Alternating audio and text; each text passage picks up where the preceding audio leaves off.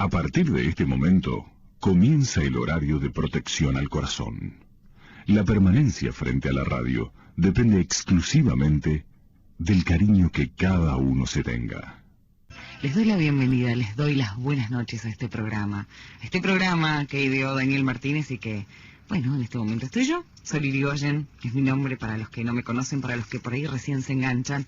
Dani está tomándose unos días, está descansando, así que vamos a compartir hasta las 4 de la mañana un programa muy interesante como el programa que tuvimos ayer, que hicimos junto a ustedes con la licenciada Norma Juster, y que hoy también vamos a tratar de transitar, que tienen que ver con papá, con mamá, con la llegada de un hijo, con esas cosas que nos dejaron nuestros padres y que por ahí cargamos hoy en la adultez, en la madurez.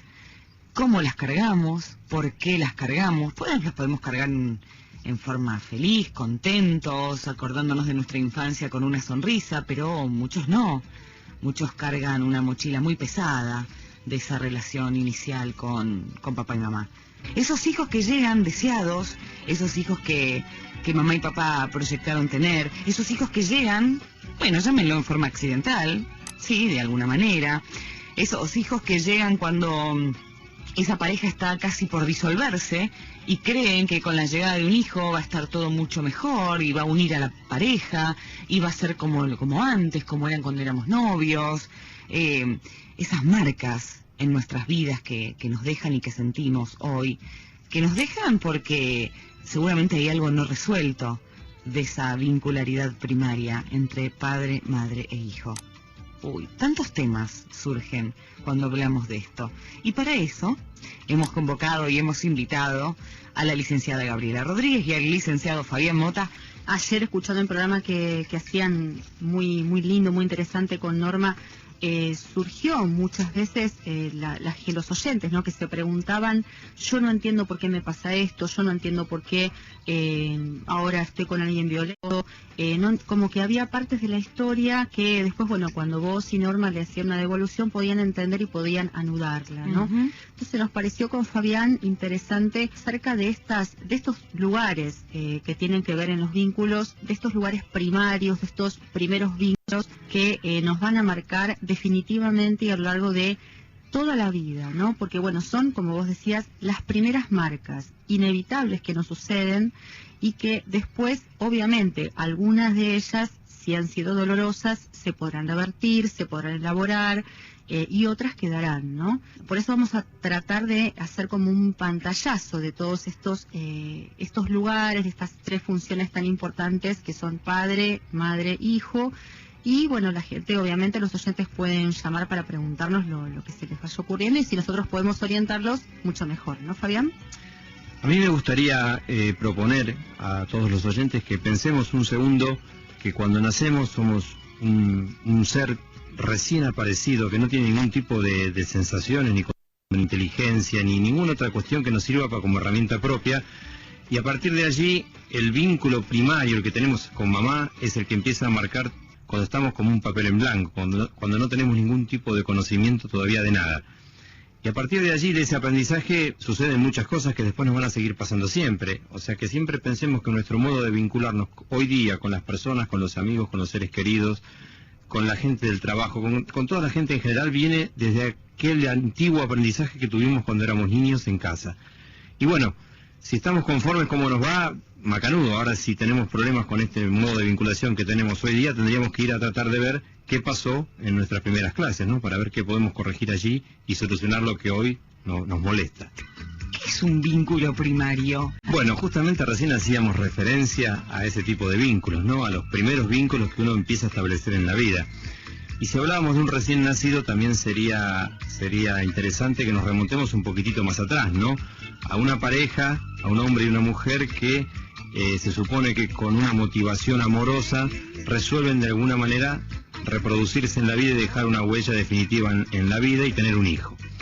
Acá nos encontramos con que esto sucede muchas veces y uno planifica y proyecta tener un hijo, y también aparecen, como vos lo mencionaste cuando comenzaste el programa, aquellos hijos que, bueno, fueron una cuestión de casualidad o una cosa no planificada, no planeada.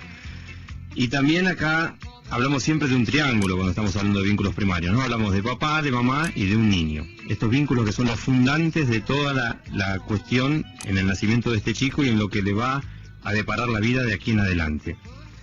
Y bueno, mencionábamos también la diferencia o las variables que hay entre lo que implica para un chico nacer con un proyecto, nacer en una casa donde se los está esperando, donde hay un lugar ya preparado para él para llegar a esta vida, y lo que puede suceder con otro chico que no nace en esas mismas condiciones, ¿no? Que ese chico justamente cuando se concibe empieza de una manera, digamos, a forzar o intervenir en los vínculos de esta pareja o a tratar o a empezar a cambiar las cosas como estaban planificadas sin la idea de tener este niño, ¿no?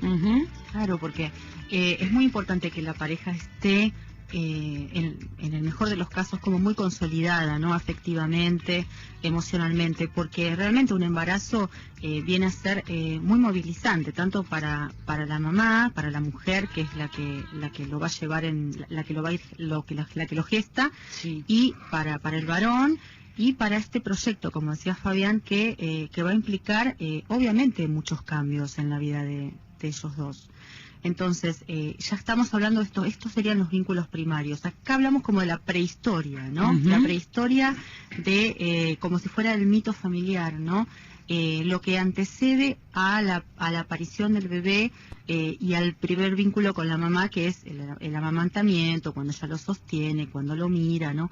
Pero antes que eso, hay todo un entretejido que es, como Fabián decía, que es esta relación entre la madre y el padre de este niño. Se me ocurre que creo que para más adelante, seguramente porque me adelanto en algunas cosas, estos hijos no deseados, cuando papá y mamá le dicen, yo no te quise, yo no decidí quedar embarazada de vos, y bueno, y lo que marca en el hijo, esas palabras, ¿no es cierto? Pero creo que eso viene más adelante en esta charla. Esas son palabras que son como marcas a fuego, ¿no? Porque realmente el niño, seguramente algo de esto ha sentido, ¿no? Porque un niño no deseado y que la madre o el padre se lo dicen, en algún momento, en algún punto se lo han hecho sentir también, ¿no?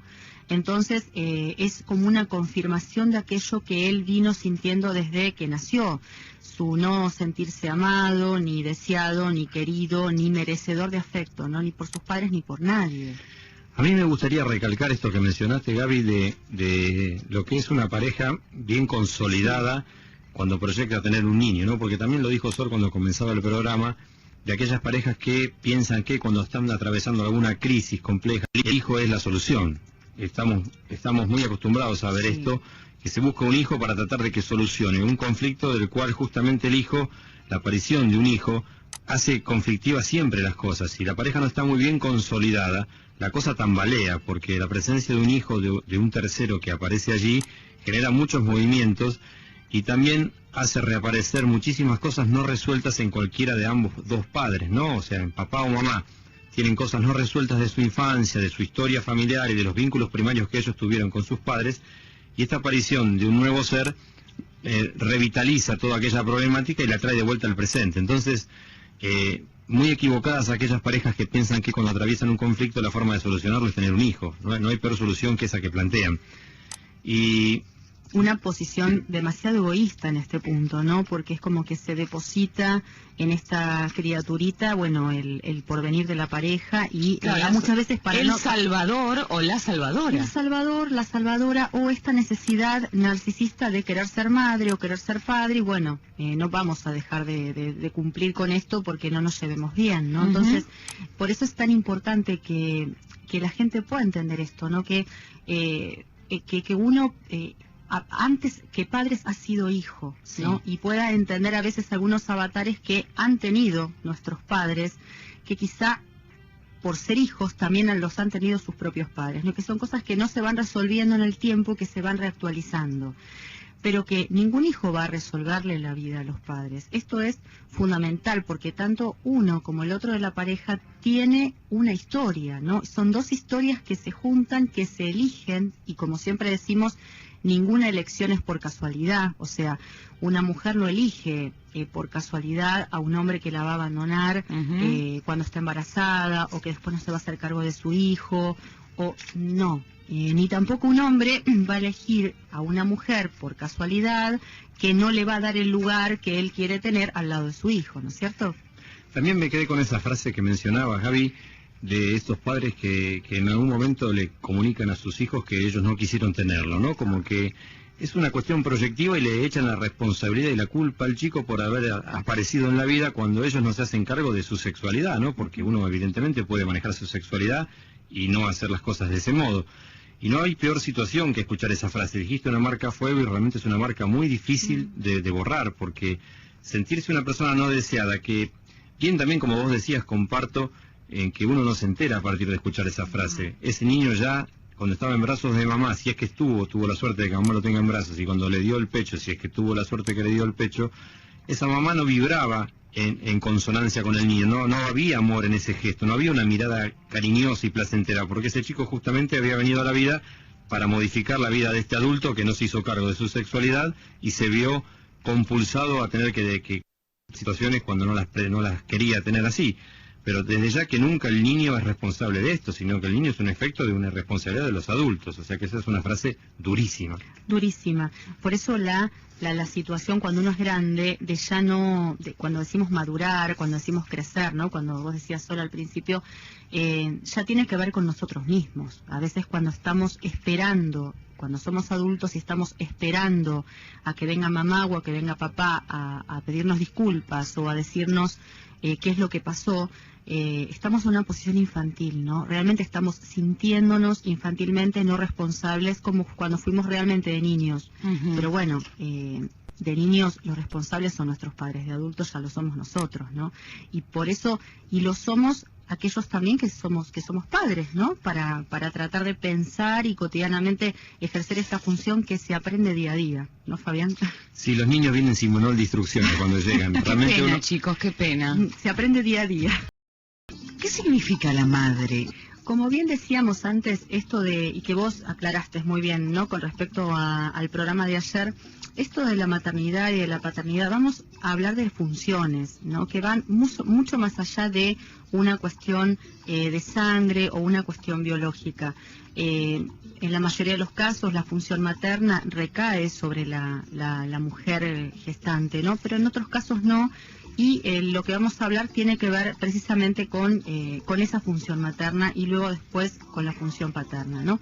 Es muy importante, tengamos en cuenta que la madre es el primer objeto de amor que tienen tanto un niño como una niña, ¿no? Es el primer vínculo de apego, de amor, de reconocimiento que tiene el bebé.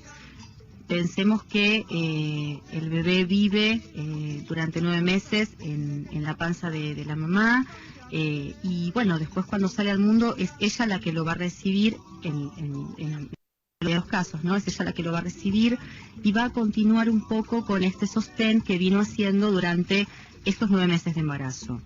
Que, como siempre decimos, todo aquello que vaya sucediendo durante el periodo de embarazo también va a influenciar en este niñito o en esta niñita, porque toda la sensación de inseguridad o de tristeza o de depresión o de alegría o de constante optimismo que tenga la mamá va a ser transmitido directamente a este bebé que está gestando. Entonces, incluso hasta a veces hay bebés que nacen con algunos tics nerviosos, ¿no? Y que tienen que ver quizá con situaciones donde la mamá estaba en algún momento del día más nerviosa o en algunos momentos se relajaba más y que esto cuando nace lo va como repitiendo. Entonces, ya de por sí, cuando ya está en la panza de la madre, el niñito va sintiendo y ya son como unas primeras marcas que va teniendo. Luego, necesariamente el bebé que nace tiene que ser sostenido por alguien, tiene que ser mirado por alguien, tiene que ser escuchado por alguien. Esta es la diferencia del ser humano, ¿no? El ser humano no sobrevive si no hay alguien que lo quiera, si no hay alguien que lo desee, alguien que lo cuide. Esto es fundamental. Por eso, en los casos de abandono, bueno, son las enfermeras, siempre hay alguien que ejerce la función materna. La función materna tiene que ver con el sostén, el cuidado, lo nutricio, el calor, todo lo que tenga que ver con darle al niño la seguridad que perdió en los momentos en el momento del parto, ¿no? Donde hay una ruptura del equilibrio que venía teniendo durante el embarazo a cuando sale al exterior, ¿no? Entonces, necesariamente tiene que alguien estar cumpliendo esta función materna. A mí me gustaría agregar, hay un libro, La angustia del octavo mes, de René Spitz, Sí. y él hizo muchos estudios de campo cuando ocurría la Segunda Guerra Mundial. Y trabajaba en un hospital que tenía muchísimos niños internados, muy bebés, porque claro, papá y mamá habían fallecido por esta situación de la guerra y por el desastre que esto causaba, y tenían una tasa de mortalidad muy alta. Después se empiezan a notar que en un sector del hospital esa tasa de mortalidad variaba de manera importantísima, o sea que había bajado la tasa de mortalidad muchísimo en un sector del hospital, y trataron de empezar a ver qué pasaba. En todo el hospital había una maquinita que a los bebés bajaba y le daba la leche en la boca en determinado momento, con tanto, vieron cómo son los americanos, ¿no? O sea que sabían que en tantas horas tenía que tener tantas calorías, y bajaba la maquinita y el chico tenía que mamar de esa maquinita, de esa mamadera que aparecía allí. Y en un sector del hospital donde pasaba esto de que la tasa de mortalidad había variado muchísimo, había una enfermera que se tomaba el trabajito de alzar a los bebés, de levantar al bebé, tenerlo en brazos, y cantando les daba la mamadera. Y eso había generado una diferencia sustancial en la supervivencia. Y esto trae a colación lo vital que es un ser humano que a mí me tenga en brazos y yo sienta ese calor humano y la alegría de darme de comer, relacionado con una máquina. Se supone que nutriciamente estaban todos igualmente alimentados. Lo llamó marasmo, y marasmo era el término que definía esto de la falta de este primer contacto con una mamá, con un ser humano que tiene la alegría de tenerme en brazos y de darme de comer, y que me hace sentir que la vida vale la pena, que soy una persona que provoco emociones, que provoco una sensación de agrado en el otro que me está alimentando. Esto sucintamente deja ver lo que explicaba Gabriela de lo sustancial que es este primer vínculo que establece el niño con mamá, ¿no? Los papás aparecemos un poquitito más tarde en la historia, así que... Sí, el papá aparece en este momento acompañando a la mamá, ¿no? Que es lo que decíamos con Fabián y con Sol, la importancia de que la pareja esté consolidada, porque es muy importante para la mamá en este momento estar acompañada por su esposo, que la va a ayudar en todo aquello que ella no va a poder hacer, ¿no? Porque en verdad en este momento el hombre queda como un poquito desplazado, porque bueno, esta herida narcisista que siente la mujer cuando le sacan su bebé, en el caso que ella lo haya parido, es como que bueno, una prolongación de ese momento, entonces le cuesta como a ella separarse un poquito y reconocer que ya no lo tiene más en la panza, y por eso a veces sucede esto de el puerperio y la depresión puerperal, ¿no? Que a veces cuesta aceptar que ya no se lo tiene en la panza.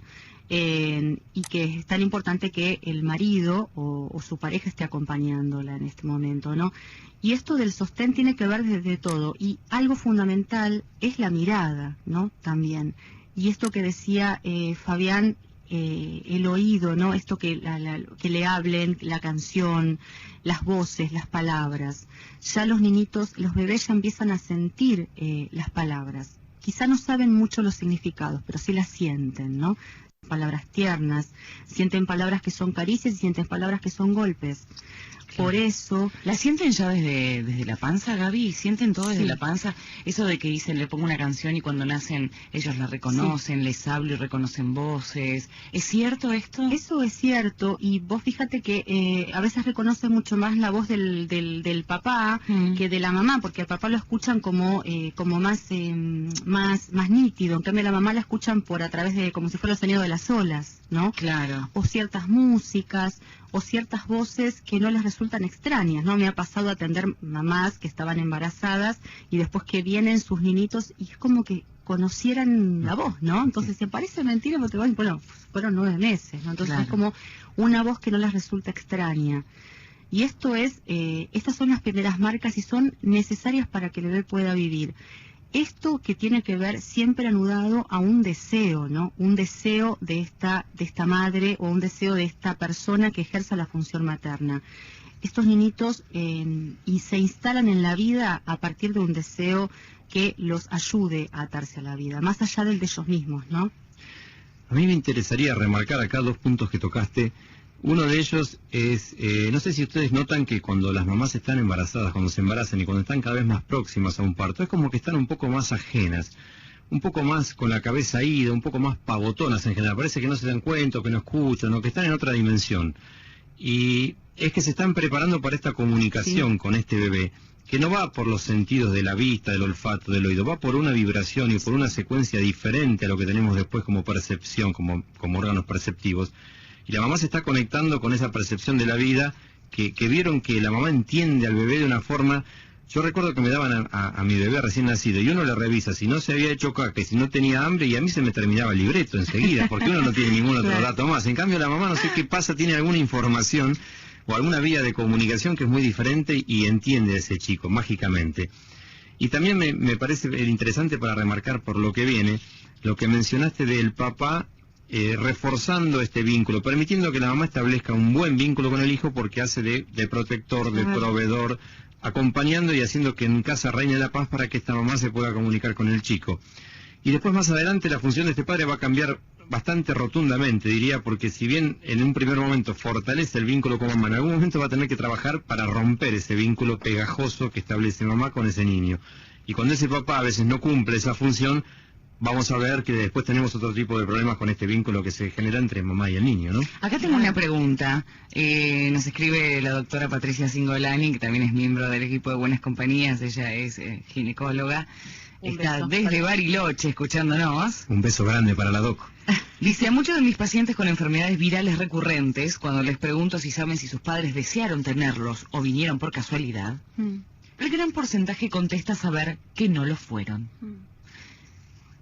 Porque se lo han dicho específicamente o se han enterado por parientes o familiares. Y hace dos preguntas la doctora. Dice, ¿tienen algún tipo de experiencia respecto de esta situación y específicamente con las enfermedades virales? Y la segunda dice, cuando un hijo no fue deseado, pero explícitamente nunca se enteraron, ¿lo perciben de alguna manera? Con respecto al deseo, yo te podría decir que sí, o sea, porque es imposible que alguien que no desea a un hijo no se lo demuestre desde el primer momento, ¿no? A ver, uno no puede engañar todo el tiempo y no puede engañarse todo el tiempo en esto. Entonces, deben haber pautas bastante evidentes, por más de que se tenga una conducta de apego importante, porque a veces pasa que son madres que están muy al tanto de todo, que los cuidan mucho, que llegan a nutrirlos bárbaros, pero hay algo como que es una situación forzosa y de obligación, donde está toda la que sea conducta de apego y nutricia y protectora, está, pero no hay deseo y no hay afecto. Entonces, esto en algún punto es sentido por la persona, ¿no? Y con respecto a lo viral, esto ya se viene estudiando desde hace bastante, ¿no? Creo que Florencio Escardó estudió mucho sobre las infecciones en los niños y que tenían que ver con esta sensación de haberse sentido abandonados o de no haberse sentido queridos, que eran como anginas recurrentes o infecciones recurrentes en la infancia, que tenían que ver con lo que él hablaba a veces del hospitalismo y de todo lo que tenga que ver con el abandono específicamente materno, ¿no? Desde los primeros momentos. Es como si este sistema inmunológico no tuviese alguna carencia por esta vía y a partir de allí fuesen más propensos a tener este tipo de problemáticas con virus o con algún tipo de bacterias, ¿no? Y con respecto a lo que decías del deseo y del cariño, me parece que es muy difícil simular querer a alguien, ¿no? Por más que uno trate de trabajar todo el día simulándolo, en algún momento se filtra siempre que es una postura, es una cuestión impostada y que eso no está realmente en el deseo real de las cosas. Entonces, lo habíamos dicho antes, por más que no se lo comuniquen nunca en la vida, yo creo que esa comunicación va por otra vía en los primeros momentos, en ese roce de piel que hay entre mamá y un niño que no era un proyecto, no era un niño buscado, ¿no? Igual, si el niño ha sobrevivido y bueno, ya es adulto, algo del deseo se jugó ahí, ¿no? Porque cuando no hay absolutamente nada de deseo, es como que cuesta mucho que sobreviva. Alguien lo deseó, si no ha sido esta madre, ha sido el padre o ha sido un abuelo, pero algo del deseo se jugó ahí, porque si no, como que hubiera resultado bastante difícil sobrevivir. También convengamos que obviamente esta madre sostuvo el embarazo durante 9 meses, ¿no? O sea, que ahí está dando por lo menos una posición sobre la situación. Pero bueno, me parece bien lo que marcás, que claro, obviamente que es imposible hablar de una total falta de deseo. Lo que pasa es que no era un proyecto, no era una cosa, es algo que transformó la vida y bueno, uno tiene que irse acomodando a esa nueva situación y eso lleva un tiempo que de la otra forma se vive diferente si uno estaba esperando ese embarazo deseado, ¿no? Esa noticia del embarazo, fíjense que puede ser una gran noticia para una madre o como puede ser una noticia bastante complicada y difícil de digerir para otra futura mamá, ¿no? Cuando uno es adulto o es adolescente y ha sufrido esto de haber sentido ser un hijo no deseado, de alguna manera, ¿cuáles son las marcas que a uno le quedan? ¿Cuáles son las características, si las hay, ¿no? Patrones que se repiten en sus pacientes, que ustedes hayan visto y hayan experimentado en el consultorio, de esto de, no sé, gente que es más solitaria que otra, gente que está esperando todo el tiempo que la aprobación de mamá y papá, digo, algunas cosas que se me ocurren. Y la gama es bastante amplia, ¿no?, de todo lo que puede suceder. Bueno, sentimientos de inseguridad, casi siempre son muy frecuentes.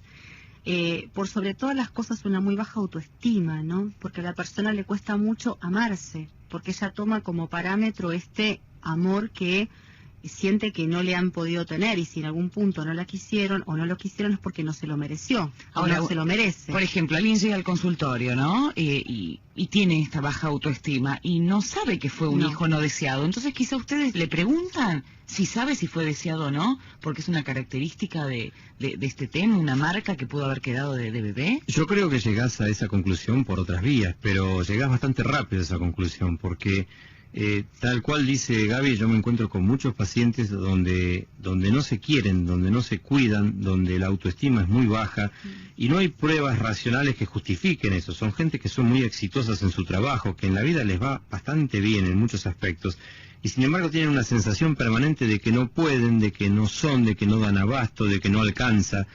Y eso viene justamente de aquella primera inscripción donde no aprendieron a quererse porque no fueron queridos como lo necesitaba aquel bebé, ¿no? Y la forma que el bebé aprende a quererse es desde aquella mirada que baja de mamá, que me quiere y yo estoy acá muy bien y estoy contento y mamá está contenta. Y eso hace que yo me dé cuenta que yo valgo la pena, que yo sirvo, que yo estoy bárbaro. Y eso me enseña que yo me pueda querer, me permito quererme porque me mostraron que ese vínculo era posible. Cuando eso no sucede, después aparecen este tipo de síntomas o de signos, como decíamos con Gaby. Pero vos mencionabas qué hace uno desde adolescente o de adulto. Uno desde ahí tiene muchas herramientas para poder cambiarlo esto, ¿no? Seguro. Lo que sí, lo fundamental primero es, como siempre decimos nosotros, darse cuenta de lo que está pasando, porque muchas veces ese tipo de mecanismos se han automatizado de tal manera que la persona no sabe cuál es su causa y sin embargo se pasan la vida tratando de conquistar algo que no saben lo que es. Como por ejemplo que mamá o papá me quieren o que mamá o papá me acaricien y me digan, la pucha, qué lindo fue tenerte de chico. Quizás cuando ya papá y mamá no están ni vivos siquiera, pero siguen funcionando ese piloto automático que se instaló en aquella infancia y no se puede desactivar ese mecanismo. Y en tanto yo no lo puedo desactivar, la vida va siempre a los tropiezos y siempre va chocando contra piedras similares.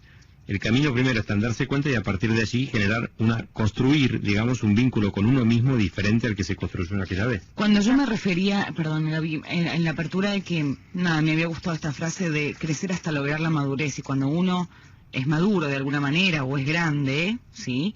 Y siente que todavía no creció porque sigue llevando esa mochila de marcas y de pesos de la infancia, me refería a esto, a tratar de comprender, de entender y de buscar explicaciones a por qué me siento así, por qué me siento insatisfecho, por qué tengo baja autoestima, por qué logro todo en el aspecto laboral, en mi pareja, por ejemplo, pero siento un vacío enorme en mi interior.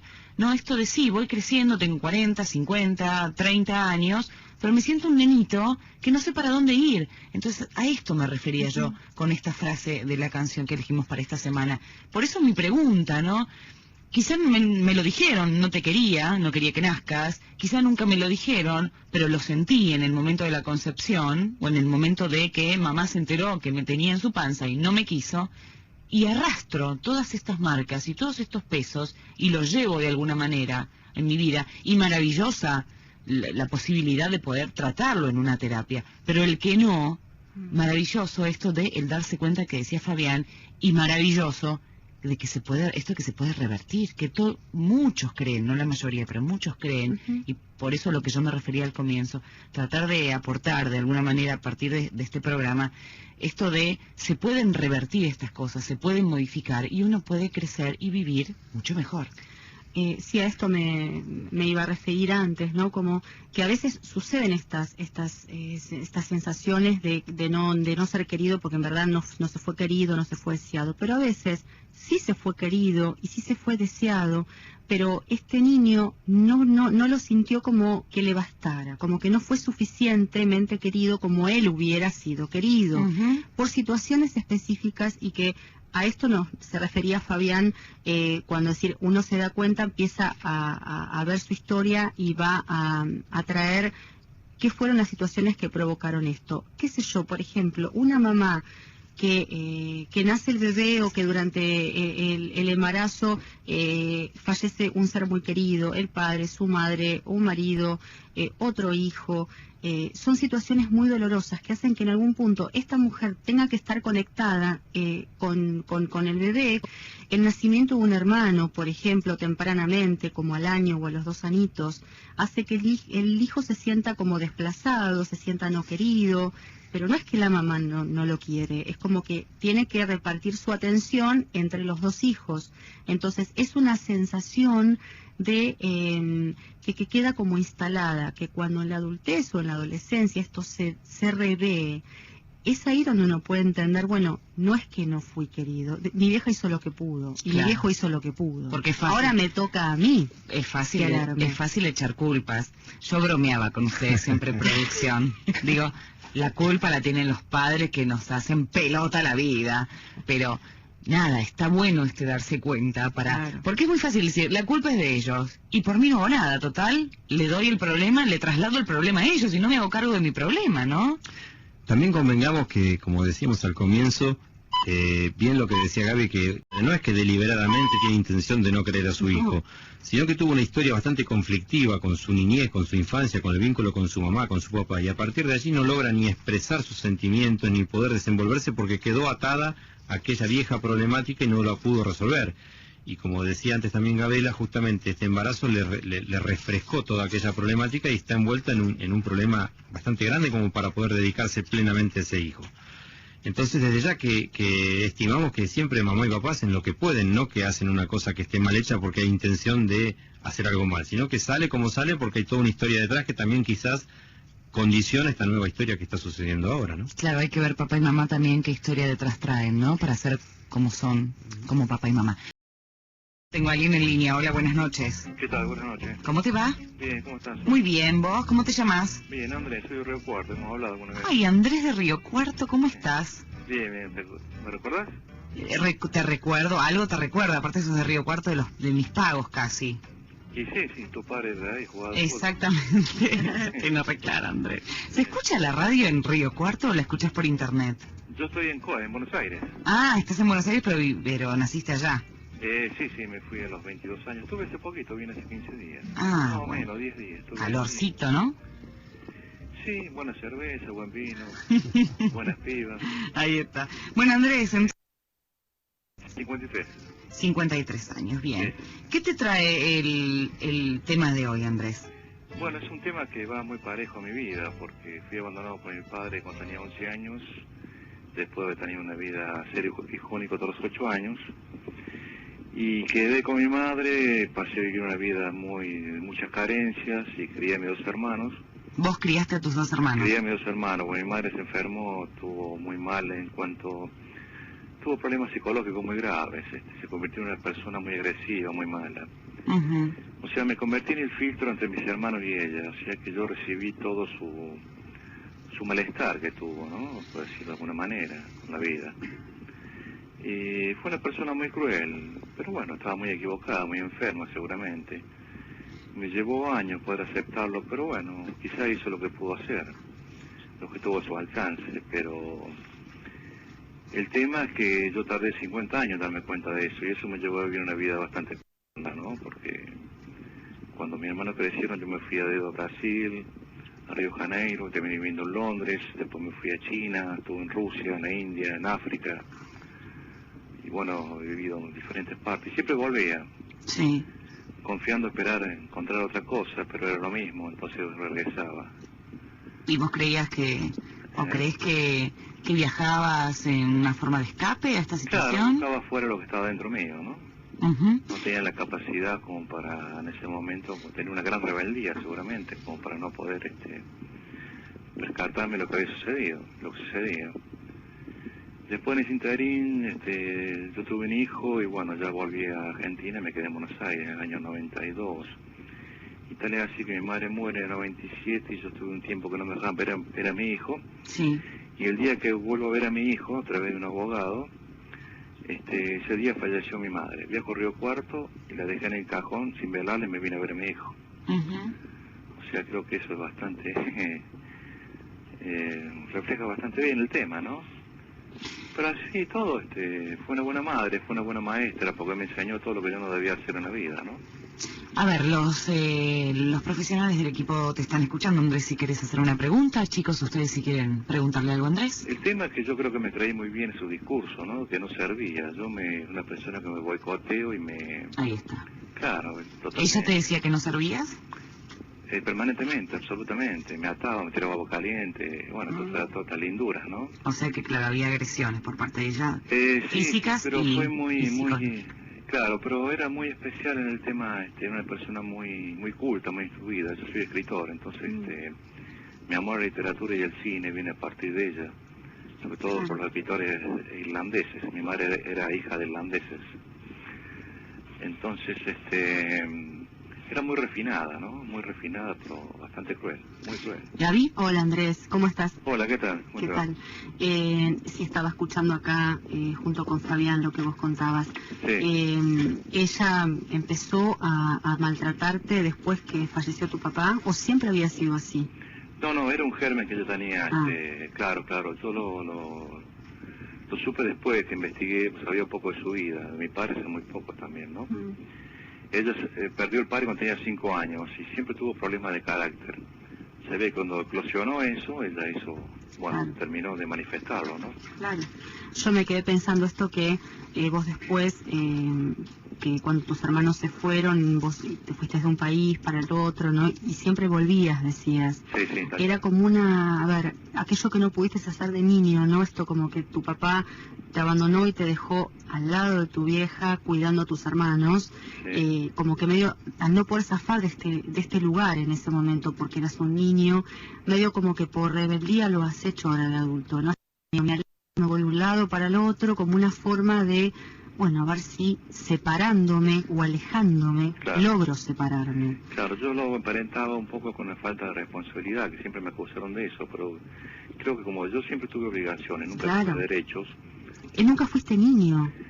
No, yo a los 11 años cocinaba, limpiaba la casa, cuidaba por eso, nunca fuiste niño y siempre cumpliste esta función de el sostén de la casa, ¿no? Un lugar muy complicado para un hijo, y un hijo varón, ¿no? Porque, te quedás, vos dijiste que eras el filtro entre tu madre y tus hermanos. Tal cual, yo lo llevo 10 años, mi hermano. Una buena definición de lo que es una función paterna, ¿no?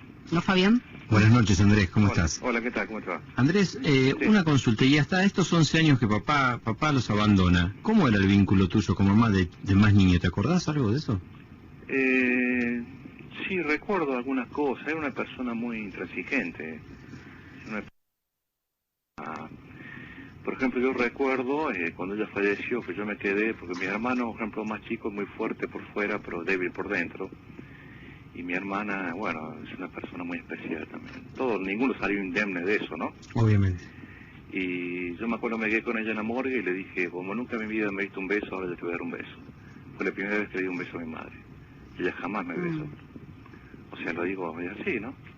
O sea que este abandono de tu padre a los 11 años no transformó básicamente el vínculo, siempre tenía estas particularidades. Claro, digamos que se potenció. Claro. Se potenció, o quizás yo, por la edad, yo empecé a ver cosas que antes las tenía dentro mío, pero no quería verlas. O pensaba que eran normales, que eran naturales. Que el ciclo madre e hijo era así.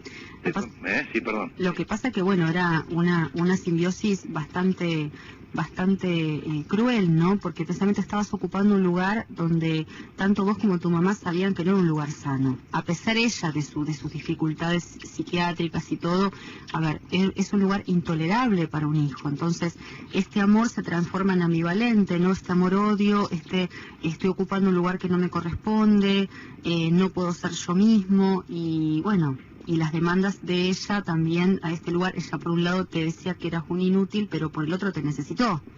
Permanentemente. Pero bueno, desde su enfermedad era como imposible reconocer esto, ¿no? Porque era como reconocer su falla, su debilidad, y bueno, y también el lugar de incestuoso, ¿no? Como que te estaba poniendo a vos, ¿no? En este lugar de padre de tus hermanos, que seguramente te sobrecargó y que te hizo madurar. Y vos decís, bueno, recién a los 50 años no pudiste darte cuenta de esto, porque estabas muy en esta posición de hijo todavía, ¿no? Totalmente, incluso eso ha afectado mi relación de pareja.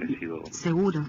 No he sido mujeriego, he sido extremadamente mujeriego. Claro, y sí, pero siempre volvías a mamá. Claro, porque aparte me fascinan las mujeres, o sea, me fascinan, pero y tengo suerte con las mujeres. Debe ser que doy una imagen de niño desvalido, quizás, pero eso es lo que yo quiero pensar. Pero el tema es que cuando yo realmente amé a una mujer, me comporté igual. Me fui, arruiné el matrimonio. Y después cuando me di cuenta de eso, yo me vuelvo a Europa, me quedo en Buenos Aires y empiezo a recuperar a mi hijo. Ahí empecé a cambiar la historia. Ahí me parece que eso último que vos dijiste fue muy importante, ¿no? Porque vos pudiste abandonar a tu mamá o separarte de tu mamá a pesar de que ella se murió, ¿no? Cuando legalmente recuperaste a tu hijo, ¿no? Claro. El ser padre te hizo que dejaras de ser hijo y pudieras apropiarte de este lugar de padre y tener un hijo vos, no un hijo propio. Esto como que necesitaste la ley, ¿no? Como que no habías tenido a tu padre, necesitas esta legalidad que vino a decirte, bueno, ahora sí, podés verlo, cuando pudiste separarte de tu mamá, ¿no? Es muy probable, es muy acertado lo que estás diciendo, no lo había pensado de esa manera. Andrés, y te escucho que tocas temas muy profundos, ¿no? Sí. Temas que son realmente duros de escucharlos con mucha soltura, ¿no? Como que lo tenés muy masticado todo esto. ¿Hiciste terapia alguna vez? Fui 2 veces y la segunda vez que fui, le dije a la psicóloga que estaba más loca que yo y mi hermano juntos, así que no fui más. Sí, me pareció una falta. Quizás tuve mala suerte, no, por esto no voy a hacer a juzgar a todos, ¿no? Pero parece que está asignado por las mujeres locas vos. Y sí, entre otras cosas. Entre otras cosas. Lo que sucede es que, bueno, soy un gran investigador espiritual. Yo acabo de terminar una novela que estoy en etapa de corrección y me llevó 10 años escribirla. Escribo sobre el tema de Jesús. Por ejemplo, yo sé usar el cuerpo de Jesús, de los hermanos de Jesús, de su esposa Magdalena. Bueno, me hice ciudadano italiano viviendo en Europa y he investigado la parte espiritual, ¿no? De los mundos espirituales y todo ese tipo de cosas, y hago mucha, mucha meditación. Soy un gran investigador, un gran curioso. Andrés, y una consulta, sí. ¿Cómo está tu vínculo hoy con este muchacho, con tu hijo?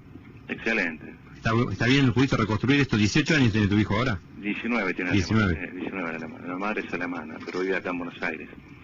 O sea que a partir de que justamente Gaby marcaba esta bisagra como en la vida, ¿no? Que reconoces a tu hijo, que te acercás y te dispones a recomponer este vínculo, esta paternidad, y podés cerrar también tu lugar de hijo, empezó a funcionar un vínculo que hasta ahí no existía.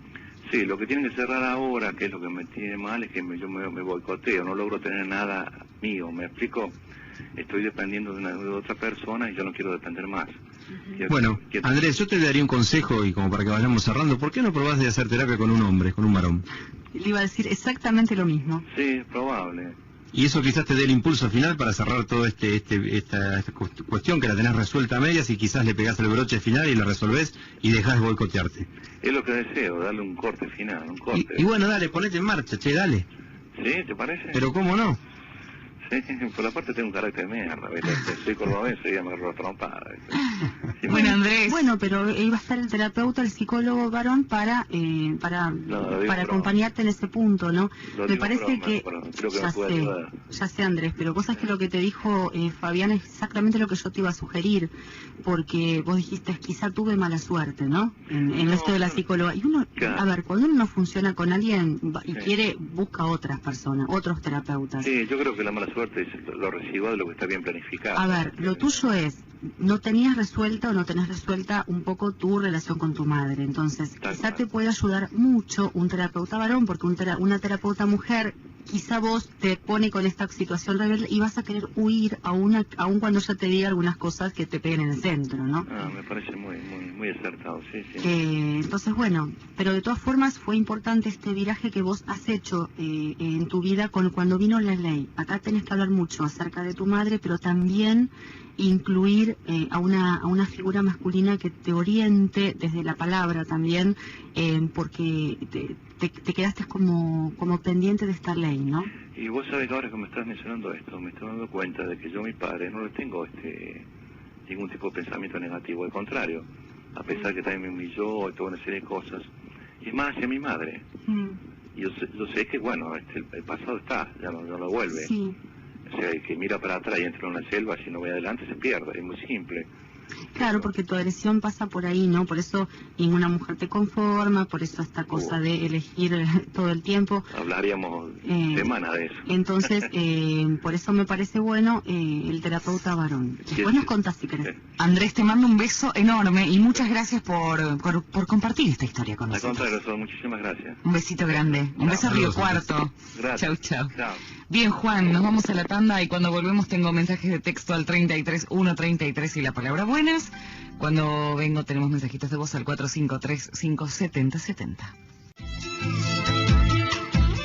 Bueno, acaba de llegar un mail de Natalia, dice: buenas noches, hola a los profesionales, soy Natalia del Chaco, tengo 22 años. Quería preguntar acerca del tema. Cuando un hijo es deseado, pero con los nacimientos de hermanos es desplazado por las preferencias que suelen suceder en una familia, más allá de los celos normales, me refiero a la presencia evidente o a la preferencia evidente, esto de los hijos preferidos y el otro desplazado. ¿Cuáles son las consecuencias de vivir en este constante desplazamiento? Ella dice: tengo una amiga donde son 3 hermanos y ella es la del medio, donde no solo la desplazan de lo material, sino también de lo afectivo. Habría que escuchar igualmente a la amiga. Habría que escuchar a la amiga como para que nos cuente a qué tipo de desplazamiento se refiere, ¿no? Porque está como explicado como con mucho despecho, ¿no? Sí. como que lo sintiera mucho. Convengamos que todo hermano al nacer, todo ser al nacer un hermanito siempre se siente desplazado. Eso sucede naturalmente. Habría que ver en esta realidad psíquica que ella recortó cuánto de ese desplazo era real o cuánto fue nada más que una pura sensación de ella por el nacimiento de un hermano, ¿no? Porque eso sucede en todos los casos. Fabián Morales también nos escribe un mail, dice: hola, soy licenciado Fabián y doctora, tengo 2 hijos, una nena de 4 y un nene de 1 año y otro en camino. Con la mamá discutimos cada 2 por 3 delante de ellos. Quizá no nos damos cuenta porque creemos que son chicos y que no entienden, pero cuando comenzamos con las peleas verbales y físicas, ellos empiezan a llorar. Claro. Pregunta, Fabián, ¿qué es mejor para ellos? ¿Que sigamos juntos o tener vidas separadas, cada uno por su lado? Creo que seguimos porque creemos que los chicos no pueden quedar sin su figura paterna y materna. Me río porque... Como primer medida, yo creo que lo que tienen que hacer es suspender la agresividad. Porque esto no hace falta que un chico tenga una edad determinada para comprender cuando el vínculo va a través de lo agresivo, o sea que más allá de lo verbal y lo físico, por favor suspendan eso. A partir de allí se podría tratar de resolver cómo continuar la vida desde un lugar adulto y hablado y conversado y de común acuerdo, si sirve o no, si hay un afecto que todavía valga la pena por el cual defenderlo y pelearlo y si vale la pena intentarlo otra vez o no. Pero por favor detener agresividad, porque eso le va a hacer muchísimo daño a tus chicos. Y el pensar que para los niños el tener una figura paterna es estar en estas condiciones, eso es erróneo, ¿no? Porque uno puede estar separado, tener una relación bastante amistosa o bastante normal con la ex o el ex y cumplir una función paterna que sea más normal, ¿no? Que no sea con tanta agresividad ni con tanta violencia. Es un error pensar de que los niños hijos sufren menos porque mamá y papá están juntos, a los golpes o al maltrato o sin amor. Eso es un error. Mamá y papá se separan, pero los chicos siguen teniendo mamá y papá. Por supuesto, uno se separa del marido o de la esposa, pero no se separa de sus hijos. Aparte, fíjate que quizás la problemática de pareja corrompe justamente la función paterno-materna, Claro. ¿no? Porque uno se encuentra de golpe metido en una trifulca, en un terremoto que no permite que vos puedas vislumbrar qué hacer como padre. Y quizás una separación te permite tomar una vista más objetiva de las cosas y manejarlo desde otro lugar. Aparte, yo te preguntaría, Fabián, ¿no? ¿Se llama el muchacho que escribió? Fabián de Salta. Yo te preguntaría, Fabián, están hablando de darle una función paterna al hijo, a tus hijos. ¿Qué función paterna? ¿De un padre que desvaloriza o que se deja desvalorizar? ¿De un padre que pega o que se deja pegar? ¿Esa es la función paterna que le quieren dar? Ojo con esto, ¿eh? Y la última pregunta, Fabián, sería, ¿cómo estaba el vínculo tuyo con papá cuando eras niño? ¿Qué sucedió allí? O sea, ¿tiene eso alguna cuestión o alguna injerencia en esto que te pasa hoy? Sería bueno que te lo preguntes eso, que lo trabajes. ¿Cómo influye los padres en la orientación sexual? Dice Antonio. No sé a qué se referirá en cuanto a... Yo me imagino que se refiere al apoyo psicológico, desde ya que el modelo de papá o mamá hacen que un hijo con una sexualidad definida de nacimiento tienda a sentirse cómodo en ese espacio y con esa sexualidad. Si hay una problemática en ese ideal del yo, que sobre todo en el varón, que instala un ideal del yo masculino y que hace falta que ese ideal del yo se muestre para que yo pueda aprender de él y copiarlo, ahí puede aparecer alguna que otra duda, pero bueno, habría que llevarlo al tema bastante más profundo, ¿no? Es muy poco lo que dice como para poder hablar del tema. Telma dice, hola Sol, mi mamá me confesó siendo muy chica que me había querido abortar, pero que la convencieron para no hacerlo. Me acuerdo que lo contó, dice ella. Bueno, parece que está resuelto porque no dice lo que le ocurre o lo que... Aparte la convencieron porque se dejó convencer también, ¿eh? El Sí, que nadie... quiere hacer... Claro, exactamente. El que lo quiere hacer lo hace y el que no lo quiere hacer no lo hace. Escuchó a quien le convenía para confirmar su deseo de tenerte, si no en verdad no. Y es como decíamos hoy, ¿no? Una cosa es la noticia de que estoy embarazada y otra es como yo puedo después elaborar la cosa y resolverlo tomándome un tiempo, ¿no? La primera reacción puede ser Claro. cualquiera, pero yo sí elaboro la cuestión y decido tener ese embarazo, seguir con el embarazo adelante porque, bueno, de algún modo lo trabajé y lo deseé. Bien, emails de ustedes, licenciados. Gabriela Rodríguez, @argentina.com. Gabriela Rodríguez, @argentina.com. El señor Fabián Mota, Fabián Ariel Mota, con doble T. Fabián Ariel Mota, @hotmail.com. Fabián Ariel Mota, @hotmail.com. Hola, buenas noches. Buenas noches. ¿Cómo te va? Bueno, bien y mal las dos cosas. Bien y mal. ¿Cómo te llamas? Alicia. ¿De dónde sos, Ali? De Floresta y Villaluro.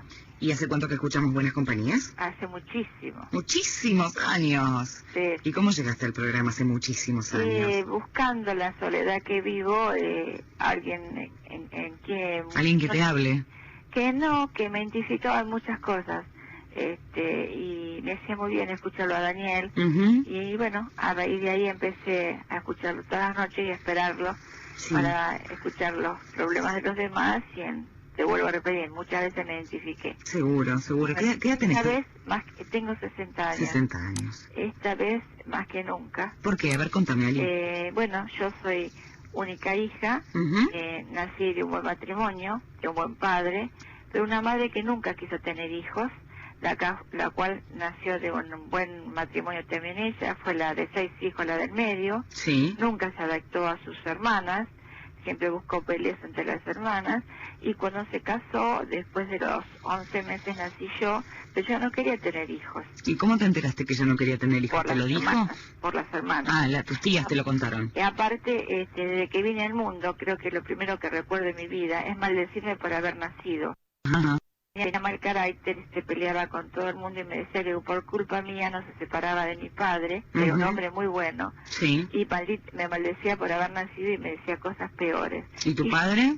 Y mi padre no sabía, porque me amenazaba que si se lo decía a mi padre se iba a morir. Y bueno, uno cuando es chica cree muchas cosas. Yo solamente la decía cuando iba al colegio que me diera un beso, nunca me quiso dar un beso, me decía que los besos eran falsedad.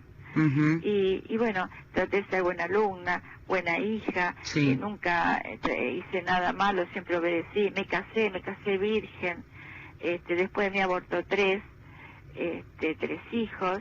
Mi padre siempre sufrió porque le gustaban los hijos. Yo lo primero que hice al casarme fue tener una hija para darle a mi padre lo que ella no le pudo dar, pero bueno, desgraciadamente me duró muy poco mi padre, disfrutó meses nada más a mi hija. Bueno, ya a partir de ahí siempre vivió conmigo, como siempre, en el departamento de al lado. Cuidé como si fuera sido una excelente madre, pero siempre se me decía en todo, lo que yo hacía, lo que me vestía. No soy fea, siempre la gente me alabó por mi presencia, por mis trabajos, y ella siempre me decía todo tenía valor. Ali, despacito vamos. Sí. Ahora, cuando vos tuviste uso de razón y te diste cuenta de todo esto, espérame que termino la pregunta. Sí. Digo, vos ahora de alguna manera te diste cuenta que ella te despreciaba, que ella no te besaba, que ella esto, que ella lo otro. ¿Alguna vez lo pudiste hablar con ella esto? Me decía que los besos eran falsedad. Está bien, pero vos te diste cuenta que los besos no son falsedad. No, pero bueno, yo pensé que alguna vez iba a poder revertirse esto.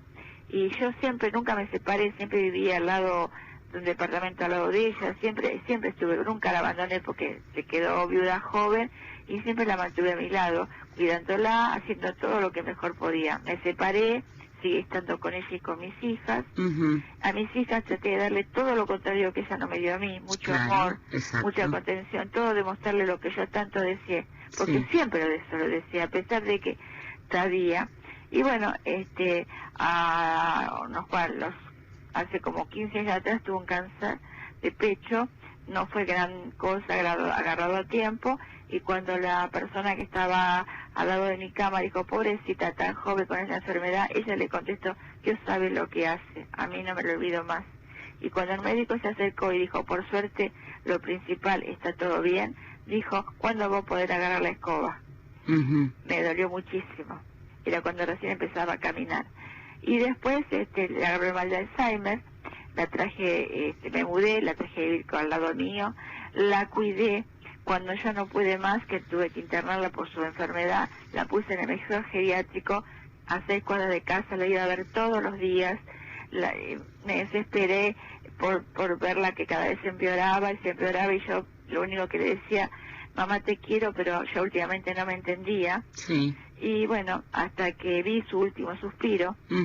Pero todo esto lo hiciste por obligación o lo hiciste porque querías? Por amor, porque la amé.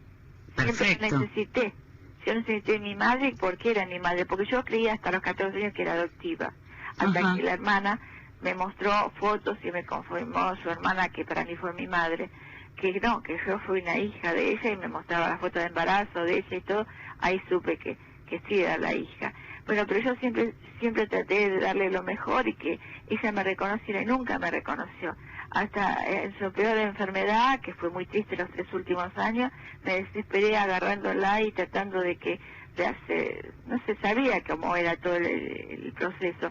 Pero bueno, tuve hasta la cosa de ver su último respiro, la cual me costó mucho asumirlo también. Y bueno, ya de esto pasaron el mes, me voy a hacer revisar, y en la cicatriz que tenía me volvieron a encontrar un cáncer, y ahí me tuvieron que hacer una mastectomía. Desde ahí, bueno, después mis hijas, una se casó, la otra se fue a vivir sola, yo quedé sin trabajo, porque bueno, a pesar de que tengo buena presencia y cierta cultura, se me hace difícil. Ali, no nos vayamos de tema. Sí. Digo, pero de toda tu historia con tu mamá, a ver, ¿qué es lo que vos querés preguntarle acá a los profesionales? ¿Qué es lo que te surgió a partir de este tema que estamos tratando desde el comienzo del programa? Empecé a hacer terapia. Sí. Y ahí recién hace un par de años descubrí que esa necesidad que tengo de ayudar a todo el mundo, de dar y de dar, pero no con idea de que me devuelvan, sino de dar, de hacer todo lo que mejor y nunca hacer mal a nadie, era porque necesité siempre que alguien me demostrara afecto. Y eso lo hice con la terapia. ¿Y eso te hizo sentir mejor? Sí, me hizo sentir mejor, pero cuando hace 5 años que me hicieron esta mastectomía, yo ya ahora me siento como una mujer disfrazada, donde puedo ir a un lugar y cualquier hombre o mujer se siente bien al lado mío, por mi forma de ser, por mi aspecto, pero yo me siento como un disfraz y no me atrevo a nada en la vida, ¿entendés? Solamente a trabajar en lo que puedo hacer, que soy podóloga, pero en cuanto a hombres no me animo porque me siento una disfrazada. No me puedo solucionar mi problema porque me han hecho un raspaje muy profundo. A ver, Fabián. Hola, Alicia, buenas noches. Sí. Yo te escucho y me dejas una sensación de que nunca lograste vos ser auténtica. Toda la vida actuaste y trabajaste, dijiste, me esforcé para ser una buena alumna, me casé virgen. Intentaste conquistar a esta mamá que no te aceptaba, que no te quería, y estás todavía trabajando en pos de eso. No me sonó tu tono, tal cual vos lo dijiste, a que hayas hecho todo esto por amor. Vos seguiste trabajando y haciendo siempre lo mismo porque siempre estuviste buscando la aprobación de mamá, que no llegó, parece, por lo que contás, no llegó nunca. Exacto. Y realmente vos todavía, después de haber hecho terapia, ¿te parece que todo esto que hiciste fue por amor? A mí me parece que te descuidaste mucho. Vos te pusiste a trabajar para, a actuar para, no conseguiste el rol protagónico este que buscabas y hoy te sentís vacía y estás empezando a pagarlo desde otro lugar, me parece, por lo que contás, ¿no? Exactamente, sí. Yo pedía nada más que una caricia, un beso, y hacía todo lo posible para que alguna vez mi mamá reaccionara. Y bueno, y pasaron los años y sigo siendo hoy en día la mujer que trato de ayudar a todo el mundo, pero para recibir un poco de afecto. Y una frase más me quedó picando para que lo charles con Gaby. Dijiste, traté de tener hijas para darle a mi papá las hijas que no había podido darle mi mamá. Que le quitó mi mamá. Que le quitó mi mamá por estos 3 abortos. Sí. Fíjate que ahí estabas ocupando un rol que ahora Gaby te lo va a explicar. Bueno. Hola Alicia, ¿cómo estás? Mucho gusto. Sí. Sí, vos cómo te quedaste en tu relación con tu papá, ¿no? Y se me fue a los 10 meses. Entonces, con mi papá lo adoré, él me dio cariño, pero no sabía nada de esta situación. Yo lo mantenía escondido porque ella me amenazaba. Y bueno, él se fue sin saber la realidad. Igual, Alicia, esto, si vos retomaras una terapia, te darías cuenta de que seguramente algo tu papá sabría, ¿entendés? Porque él vivía con tu mamá, él vivía con ustedes. Sí, pero mi mamá lo hacía mucho mal, lo peleaba mucho. Claro, por eso, él la conocía en algún punto a ella. Sí, entonces, él la conocía y él la eligió hasta donde pudo. Después ya no pudo más. No, yo creo que ¿entendés? Porque quiso. Entonces, que tendrías que retomar un trabajo en terapia bastante urgente, te diría yo. ¿Sabes por qué? Porque me preocupa esto de tu salud, como decía Fabián. ¿Sí? Acá hay una cuestión que vos no estás pudiendo terminar de tramitar, que tiene que ver con este amor-odio con respecto a tu mamá, ¿no? Esta cosa de... Ojo que no la odio. No, amor-odio, esta ambivalencia de que, a ver, alguien que te hizo quizá tanto daño, sí, o sea, es imposible que de chiquitita nunca hayas sentido un enojo, una bronca, es imposible, porque a todos nos pasa, que cuando nos lastiman, respondemos, aunque sea enojándonos.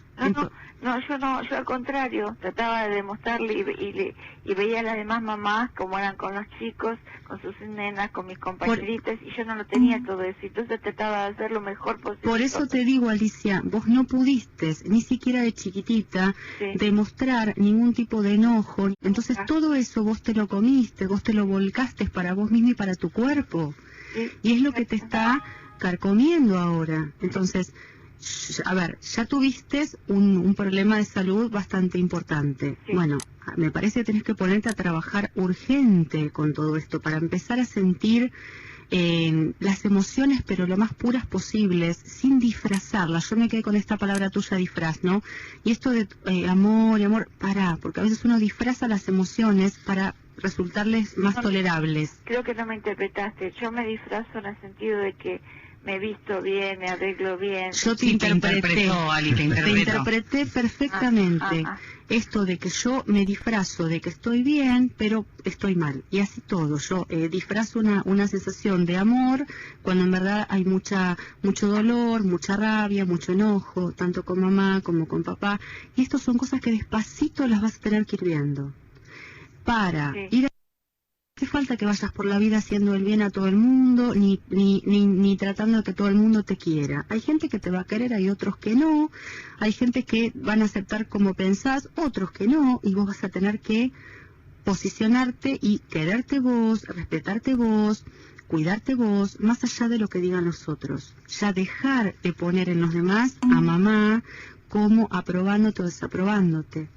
Y esto es un trabajo que, si no has podido hacerlo hasta ahora sola, si es urgente que te pongas a hacerlo con alguien que te acompañe, amorosamente para hacerlo, Lo intenté terapéuticamente, pero bueno, no tuve suerte. Seguí intentando, Alicia, porque mira, a veces uno no encuentra a los terapeutas adecuados porque no está como dispuesto a escuchar algunas verdades en ese momento. Entonces quizá ahora haces una búsqueda, si nos llamaste hoy es porque tenías ganas de escuchar algo de lo que nosotros te íbamos a devolver, ¿no? Sí. Bueno, hacé la prueba nuevamente de buscar algún terapeuta que te pueda acompañar en esto. Pero apostar de realmente, si yo quiero elaborar mi agresividad, yo quiero elaborar el enojo que tengo, no quiero destruirme más, no quiero disfrazarme más. Fíjate, Alicia, que te cuesta mucho escuchar, te molesta escuchar este tipo de cosas, pero la que dijiste que estás disfrazada, que te disfrazás para andar mejor por la vida, sos vos, y eso lo dijiste en un sentido muy amplio. Yo comparto totalmente el consejo que te está dando Gaby. Sí. No dejes de acudir ya a trabajar esto porque tenés mucha agresividad encubierta, que la disfrazás con una cuestión de amorosa y de deber ser, pero por favor trabajalo porque la vas a seguir alojando en tu cuerpo y ya viste que se paga caro esto si no se pone en palabras. Demasiado, ¿no? Bueno, por favor, escuchá esta vez, escuchá el consejo de Gaby y ponete a trabajar. Ali, te mando un beso enorme. Muchísimas. Y gracias por compartir tu historia con nosotros. Muchísimas, pero muchísimas gracias. Bueno, el programa está muy bueno, yo soy Nora de Quilmes. Bueno, yo quería saber con relación a uno de mis hijos, que hay una competencia entre él y yo terrible. Yo hago algo y él es competitivo, siempre me está sacando un defecto, siempre... Yo nada que ver, no soy competitiva. Él es Diego, yo no sé si esto viene de otra vida o que la competencia, pero es terrible. Nos queremos mucho, pero en la parte de negocios es terrible. Bueno, gracias. Los negocios familiares. De otra vida, no sé a qué se referiría con... Habría que ver qué rol o qué papel juega el dinero aquí, ¿no? Porque claro, la competencia entre una madre y un hijo varón es muy particular, es muy extraña. Sí, es rara, porque una madre y una hija mujer, bueno, ahí... Pero me llamó la atención la frase final en los negocios. En ¿no? los negocios. Eso, digo, ¿qué hará el dinero allí, no? ¿Qué papel jugará? Trabajarán juntos, quizá, ¿no? Es difícil trabajar con la familia. Es muy difícil, y eso también provoca a veces conflictos varios. ¿Por qué los papás sienten celos del hijo varón? Dice Mavi, al punto de cuestionar la relación filial. ¿Es común? ¿Es común, chicos? Yo pienso, no sé si está tan vinculado con el hijo varón. Yo creo que el padre, como dijo Gaby hoy en un momento, siente un desplazamiento muy grande cuando la mujer se embaraza, cuando nace este niño y acapara toda la atención de la mujer, ¿no? Entonces me parece que uno se cuestiona allí muchas cosas, pero no creo que puede ser que el varón afecte un poquito más, pero creo que es por el nacimiento de un hijo y que de golpe roba toda la atención de la mujer, ¿no? Sí, que quizá alguna de las fantasías, ¿no?, que le surge al varón cuando ve a su mujer embarazada, bueno, no hay dudas de que ese hijo es hijo de su esposa. Ahora es como que él no tiene esta comprobación física como la tuvo la mujer. Entonces, a veces aparecen que algunos varones dicen, y qué sé yo, aparecen como estas fantasías de que quizá, no sé si tanto como que no fuera de él, pero que no se puede negar que es hijo de ella, ¿no? Uh-huh. Eso sí. Hay una certeza que el varón no la tiene. Claro. Bien, aquí dice, la falta de confianza en uno mismo tiene que ver con la relación materna, pregunta Patricia. ¿Por qué cuesta tanto adquirirla? Muy bueno el programa y nos envía besos. Tiene que ver con muchas cosas. O sea, en principio podemos decir que hay algo de la función materna que marcó, pero bueno, tiene que ver con toda una historia, ¿no? Uh-huh. Angie de General Roca, Río Negro, dice, perdí un bebé a los 5 meses, quedé embarazada nuevamente, no quería encariñarme porque pensé que volvería a perderlo. Hoy tengo una beba hermosa. Bueno, evidentemente su pregunta tiene que ver con qué secuelas puede tener esa beba al no haberse encariñado como podría haberse encariñado en su primer embarazo, ¿no? No sé si no se encariñó, a ver, tenía mucho miedo. Claro. Porque después de una pérdida tan claro. importante queda como mucho miedo. Entonces es una fantasía esto de que no me encariño. Aparte justamente ese miedo era alimentado por el cariño que le tenía Claro. a este bebé, si no, no habría miedo, ¿no? Claro, entonces realmente una fantasía sentir, no me encariño tanto, así si lo pierdo no me va a doler tanto. Claro, no. De hecho quedó embarazada enseguida, tuvo un lugar para este bebé, Sí. tuvo un lugar donde alojarla y bueno, entonces no, sí por ahí le va a quedar alguna cuestión al bebé como que bueno, que vino detrás de una muerte, ¿no? Pero esto va a ser explicado, seguramente va a aparecer en la historia infantil, va a ser explicado y esto va a ser tramitado bien. Y al bebé no le va a suceder nada No, porque no. es como decís vos, una fantasía de ella. Es una fantasía por el de miedo, ella, ¿no? que tiene que ver con una situación real, que el bebé vino a instalarse en un lugar que estuvo ocupado hasta hace un tiempito por un hermanito que no nació. Esto en la historia infantil va a aparecer y seguramente se lo van a tener que comentar en algún momento. Y ya está. Mientras sea puesto en palabras no va a haber problemas después. Gabriela Rodríguez @argentina.com es el mail de la licenciada. Gabriela Rodríguez argentina.com. Y el mail de Fabián es Fabián Ariel Mota con doble T @hotmail.com. Fabián Ariel Mota @hotmail.com. ¿Hay alguien por ahí? Sí, hola. Hola, ¿cómo te llamas? Olga. Hola, Olguita, ¿cómo estás? Bien, bien. ¿De dónde sos? De Mar del Plata. Ay, qué divino lugar. ¿Cómo Sí, está Mar del sí, Plata? ¿Lleno? Lleno, lleno, mucho calor. Ujú. Y ahora recién refrescó ahora la noche. Qué lindo, Olguita. Muy Me lindo. voy para allá a tu casa. Dale, vení.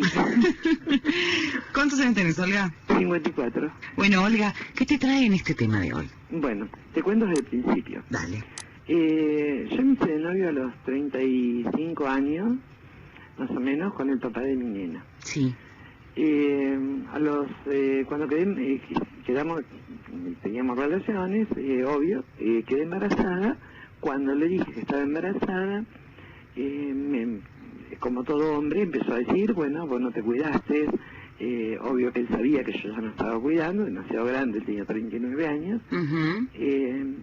Y se borró, no apareció más. Estuvo esa noche en mi casa, cenó, comió, se fue. Quedé yo con mi embarazo, chocha, contenta, porque lo deseaba con el corazón. Sí. Y bueno. Primera pregunta, perdón. ¿Los dos estaban de acuerdo con lo del embarazo? Mira, lo habíamos hablado anteriormente, y bueno, él es cordobés. Que recién hablaba un cordobés y yo me reía. Sí. Él es cordobés, muy criado a la inglesa, muy poco demostrativo, muy estructurado en sus cosas, que bueno, si yo hago una macana me la tengo que bancar. Ujú. Pero bueno, todo iba bien hasta que habíamos hablado de la posibilidad de que quedara embarazada, y bueno, si quedas embarazada, obvio que lo vas a tener. Ok. Y bueno, No, porque no me quedó claro que te dijo vos no te cuidaste cuando No. se habían hablado. ahí fue cuando le dije, fue el impacto. Ajá. ¿Te imaginas? Un tipo de 38, 39 años, soltero, que era muy difícil conseguir encima. Cuando le decís que vas a tener un hijo, toda la responsabilidad, pienso yo que fue eso, se le vino encima, habrá pensado en toda la responsabilidad que significa tener un bebé. Ujú. Bueno, me dijo, mañana vengo, y no apareció más. ¿Ustedes estaban casados, vivían juntos, estaban de novios? Estábamos de novio. Cada uno en su casa. Sí, casi, compartiendo, ¿viste? Los fines de semana juntos, los días de semana no, porque los dos trabajábamos mucho. Sí. Yo estudiaba psicología social en ese Ujú. momento. Bueno, nos veíamos cuando podíamos los fines de semana, que estábamos todo el día juntos y se quedaba a dormir en mi casa. Perfecto. Y él, bueno, que le dijiste que estabas embarazada y se fue. Más o menos a los 7 meses regresó. Yo pasé todo el embarazo sola, Sí. pero muy apoyada, o sea, emocionalmente muy bien, físicamente muy bien, un embarazo sin ninguna complicación, y emocionalmente apoyada por todos mis compañeros de trabajo, mis amigos, mi hermano, bueno, toda la gente que me conocía, ¿no? Ujú. Cuando regresó de él a los 7 meses, volvió a casa, ya se quedó, se instaló en mi casa, Pero durante el embarazo, por ejemplo, una de las actitudes de él era no tocarme la panza porque le impresionaba. Sí. Si se movía la criatura, le impresionaba. Bueno, esas son cuestiones de él, ¿no? De su educación, de su formación. Y cuando nació la bebé, a mí me pasaron de anestesia. O sea, me anestesiaron y tardó el médico en cirujano en llegar a hacerme la cesárea. Entonces la nena le pasó anestesia y había tragado meconio. Ajá. Bueno, de ahí no la pude tener en brazos, en contacto conmigo, porque la sacaron directamente a urgencia a hacerle una rehabilitación, digamos, porque salió, según me comentaron después, verde, la piel verde. La llevaron para otra clínica, yo la vi, estaba en la incubadora, me la llevaron después a la habitación, la vi otra vez, y ahí a la clínica de niños, una clínica para niños de La Plata, donde estuvo 13 días internada. Durante esos 13 días, 4 días yo no pude ir, que estuve internada, y después empecé a ir yo a las visitas de terapia, que son ese ratito que vas a la mañana y a la tarde. Ajá. Y él me contaba, él se comportó muy bien en ese momento, ¿no? Él me contaba que él iba y abría la incubadora y la nena empezaba a llorar. Como le daba vergüenza que todo el mundo se da vuelta a mirarlo, porque había muchos chicos de todo el país, cerraba la incubadora y se quedaba quietito al lado de ella.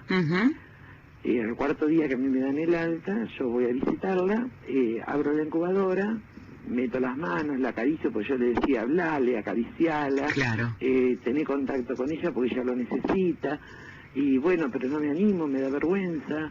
Bueno, cuando fui yo, abro la incubadora, lo primero que le agarro son los piecitos, que era lo único que no tenía agujas en ese momento, a los lados. Le agarro los piecitos, le empiezo a hablar y a acariciarla y se quedó dormida. Que él me recrimina siempre porque me dice, con vos se durmió, conmigo no. Sí. Conmigo lloraba. Bueno, de ahí en más, obvio, al sacarla a los 13 días de terapia, no por el estrés, no sé si por el posparto, no sé por qué, yo no tuve leche, no me bajó la leche. O sea que fue alimentada a leche artificial durante toda su infancia, hasta que dejó de su lactancia. Sí. Sí. Entonces, ella ahora tiene 18 años. Ajá. Y ella me manifiesta a mí, que ella sufre de soledad, que ella siente soledad, ella necesita estar con sus amigos. ¿Vive con vos ella? Sí, porque después de esto hubo una separación con el padre. Ajá. También hoy estaba escuchando el programa y muchas cosas que estaban, el licenciado que está, no sé, decía el tema de cuando va creciendo la bebé, que no se aparta de la madre, se aferra mucho a ella, y sí, fue así, en un principio sí, me aferré mucho a la nena, y él en un momento se fue a dormir a otra habitación para que nosotros durmiéramos solas en la cama grande. Ajá. Cuando era bebé, ¿viste? Que también eso me parece que fue un error, dejarla, no tener el padre al lado por una cuestión de, bueno, no sé, de comodidad. De comodidad, porque claro. si no lo despertaba y el otro día tenía que... Pero lo desalojaste de alguna manera él de tu lado. No, se eligió el irse. Bueno, pero vos no lo retuviste, Olga. No, porque yo todavía estaba muy enojada con él. Ah. A mí ahora se me ha pasado el enojo, que es así que hace unos meses que estamos de novio. Está bien, pero de alguna manera cuando él volvió a los 7 meses de tu embarazo, vos lo aceptaste. Lo acepté, pero dentro mío siempre estaba ese dolor, dolor, digamos, ¿no? Sí. De que me había abandonado, que me había dejado sin una explicación coherente. Ajá. Le había dejado a su hija, que durante todo el embarazo, que yo creo que es lo mejor que me pasó en mi vida, y lo pasé re bien el embarazo, estuve yo re bien. Y tu pregunta es esta soledad que siente ahora tu hija a los 18 años, y tiene que ver con... Tiene que ver con esa soledad que ella pasó cuando nació. Eso lo estamos hablando con ella hace 2 o 3 noches. A ver, Gaby. Hola, Olga, ¿cómo estás? Hola, Gaby. ¿Cómo estás? Bien. Primero te voy a decir algo, bueno, que mientras te escuchaba se me ocurrió pensar, ¿no? Vos decías cuando nos contabas esto del embarazo, cuando él se fue y todo, y no lo contabas con mucha angustia, como dijiste yo chocha, como que estabas chocha con el embarazo, como que no fue, a ver, como que no repercutió mucho esta ausencia de él en tu embarazo. Y después cuando vos contás que él fue a ver a la nena en la incubadora y como que la nena como que no lo reconocía o como que no había un lugar para él, ¿no?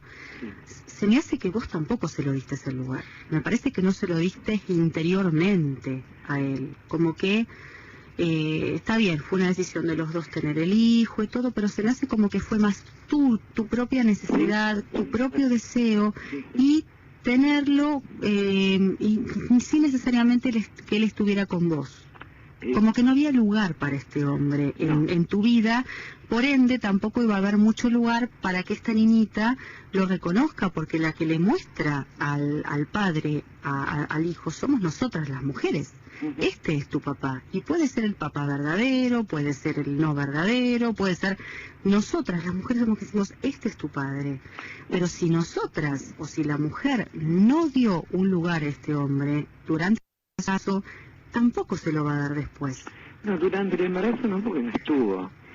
Pero él no estuvo, pero vos tampoco sufriste tanto por eso. No, yo te digo sinceramente, conscientemente no sufrí. Por eso. Conscientemente pensaba, y bueno, si vos no te querés hacer cargo, yo la voy a criar sola.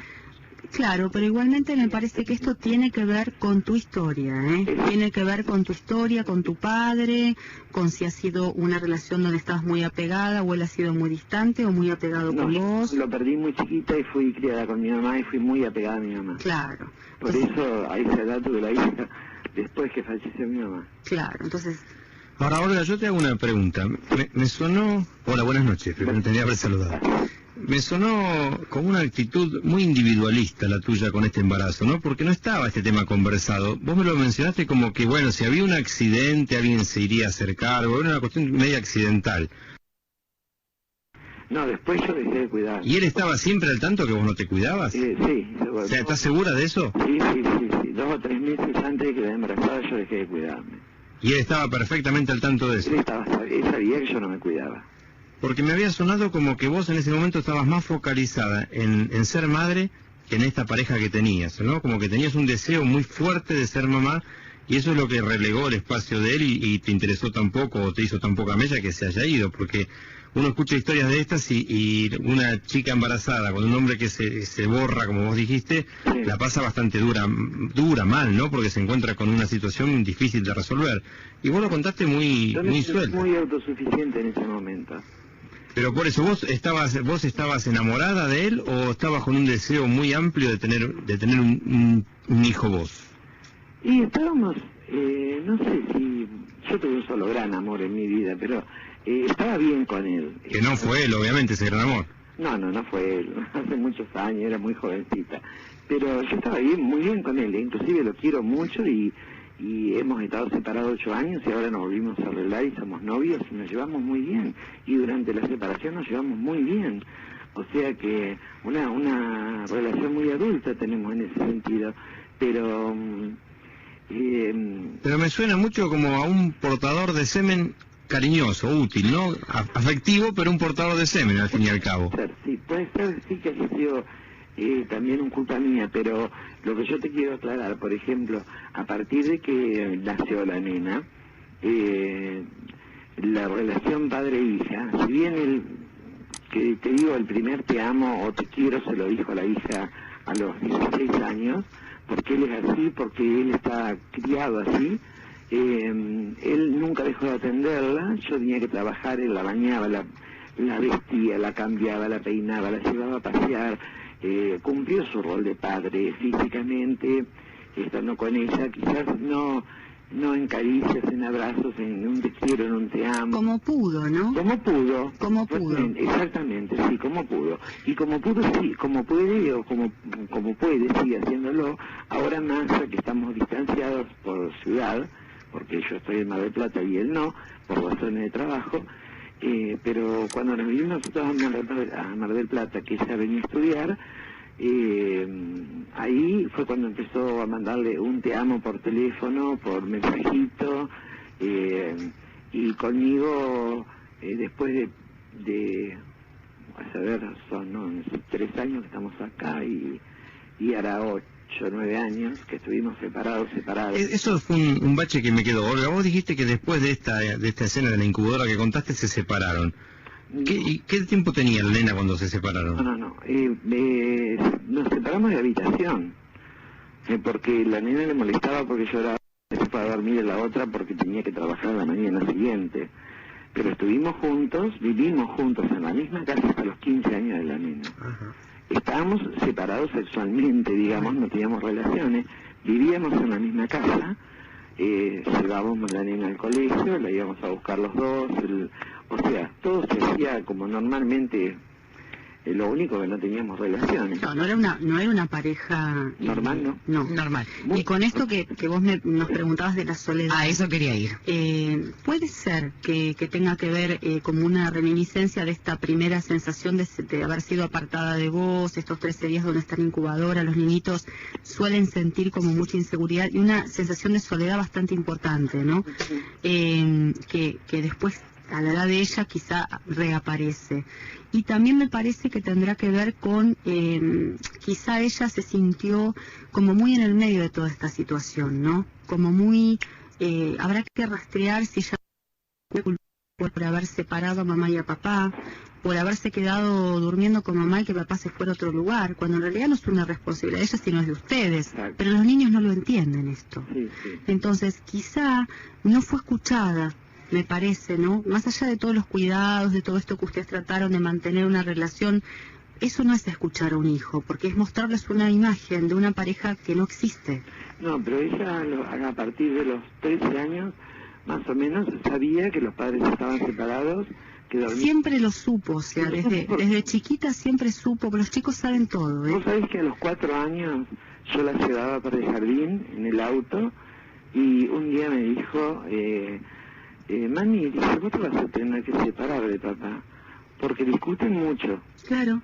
Y vos sabés que la psicóloga del trabajo donde yo estaba, dice que se quedó asombrada porque me dice, ¿cómo reaccionaste? Es que ella siempre de chiquita tuvo esas contestaciones. Olga, y una pregunta, ¿hasta qué edad ella durmió con vos? Y hasta los... A ver, ¿qué te digo? Hasta los 4 o 5 años. ¿En la cama matrimonial? Sí. Ajá. Sí. Porque escuchaba esto de Gaby, que ella quizás cargue inconscientemente con una culpa de haber ocupado en esa cama matrimonial un lugar que no era el de ella, ¿no? Y que a través de que ella ocupó ese lugar se complicó la pareja y quizás eso inconscientemente pesa en ella todavía en algún lado. Sí, pero no sé, porque nosotros, trato de ser con ella muy comunicativa y muy de contarle las cosas, la verdad, o sea, contarle la verdad de lo que pasó de verdad. En ningún momento se le echó la culpa a ella de nada. No, pero no hace falta que se la echen. Los niños suelen armarse sus propias teorías, ¿viste? Claro. Ella ahora está en una edad donde está en la adolescencia, está reviviendo cosas sexuales, su despertar sexual, ¿sí? Está teniendo una relación con su papá que ahora que vos no estás tanto en el medio, ¿viste? Cuando ya no estás tan presente como a los 4 años de un niñito, la mamá no está presente de la misma manera que en la adolescencia. Por esto de acercarse a su papá desde otro lugar la va a ayudar también a sentirse menos sola. Pero bueno, si esto continúa tendrá que ir a hacer una terapia, hablar con alguien que la ayude a descubrir por dónde viene esto, ¿eh? Exacto. Pero bueno. Oli, te mando un beso enorme, me tengo que ir a la tanda. Gracias, muchísimas gracias. Gracias a vos. Besos a todos. Gracias. Otro para vos. Vamos a la tanda y cuando volvemos hablamos del rol del padre. El padre, que lo hemos dejado de lado, pero que tiene que aparecer en esta historia, y mamita querida cuando aparece y cuando desaparece. Bueno, mencionamos que el padre cumplía primero un rol acompañando, ¿no? Aparece este nuevo ser en casa, mamá está abocada completamente a su nueva tarea, está tratando de descubrir cómo funciona este niño que no tiene manual de instrucciones, como decíamos, y papá se supone que cumple una buena función allí si colabora con este lugar de paz, de tranquilidad, donde mamá puede armar este vínculo tan importante para este niño recién llegado.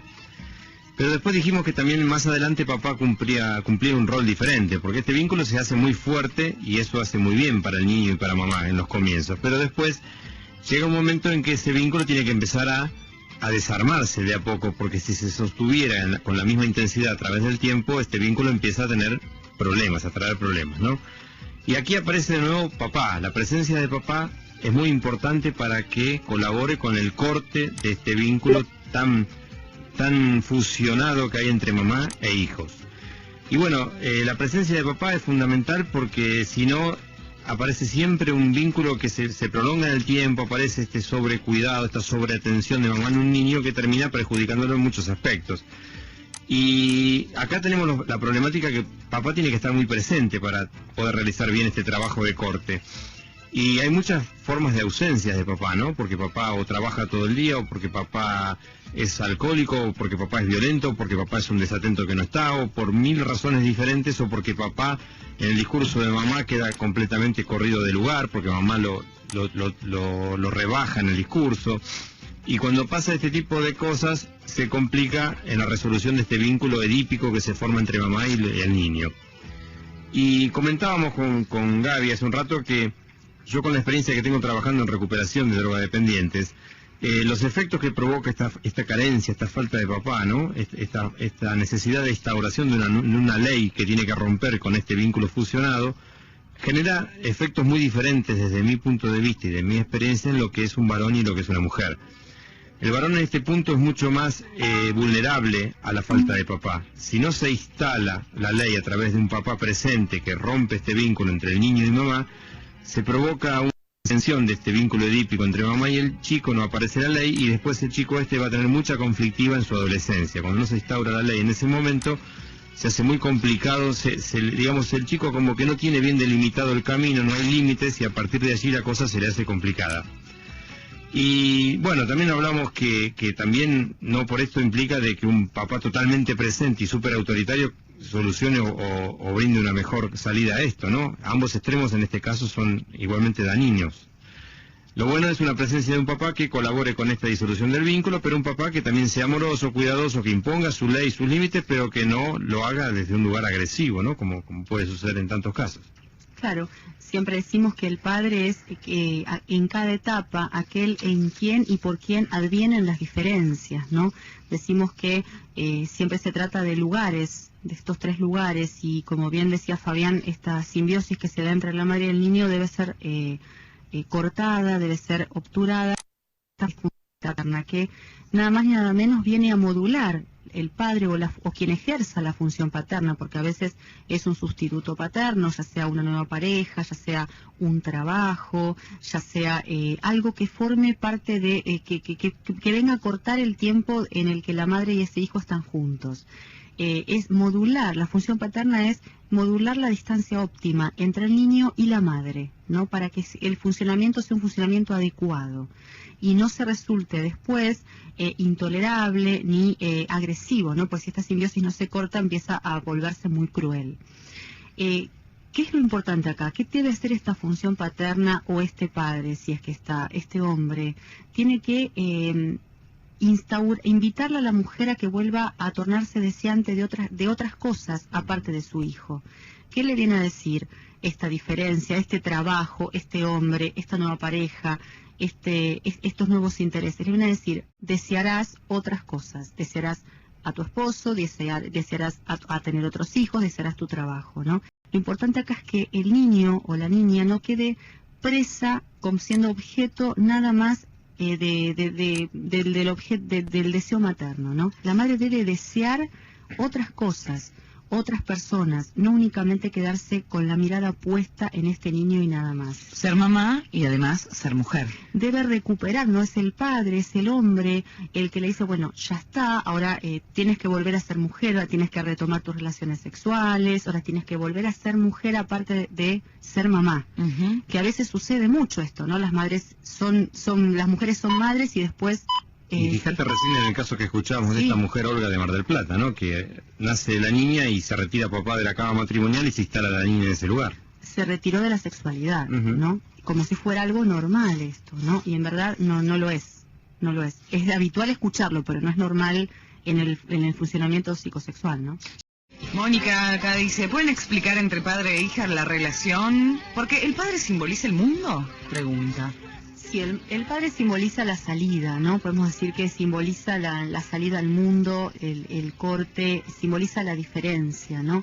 Por eso decíamos recién con Fabián esto de que todo le resulta mucho más fácil a un niño o una niña cuando está el padre o alguien que ejerza esta función paterna, que lo ayude, que lo tome de la mano como para desprenderse de la mamá. Esto tiene que ver con los primeros pasos, las primeras comidas, el empezar el jardín, el empezar la escuela, el recibirse, ¿no? Son todos momentos especiales de la vida donde tienen que ver con esta función de corte, como de dejar algo, ¿no? Digamos, todo aquello que tenga que ver con dejo un lugar para asumir a otro, tiene que ver con la posición del padre, con la posición de la ley, con la posición del ordenador. El padre es ordenador, el padre es el que dice, marca una adentro y una afuera, ¿no? Por eso a veces hay gente que no se recibe, que están muchos años estudiando una carrera y no terminan nunca de recibirse porque, bueno, no tienen como bien instalado esto de un principio y un final, un dejo la facultad para empezar a ser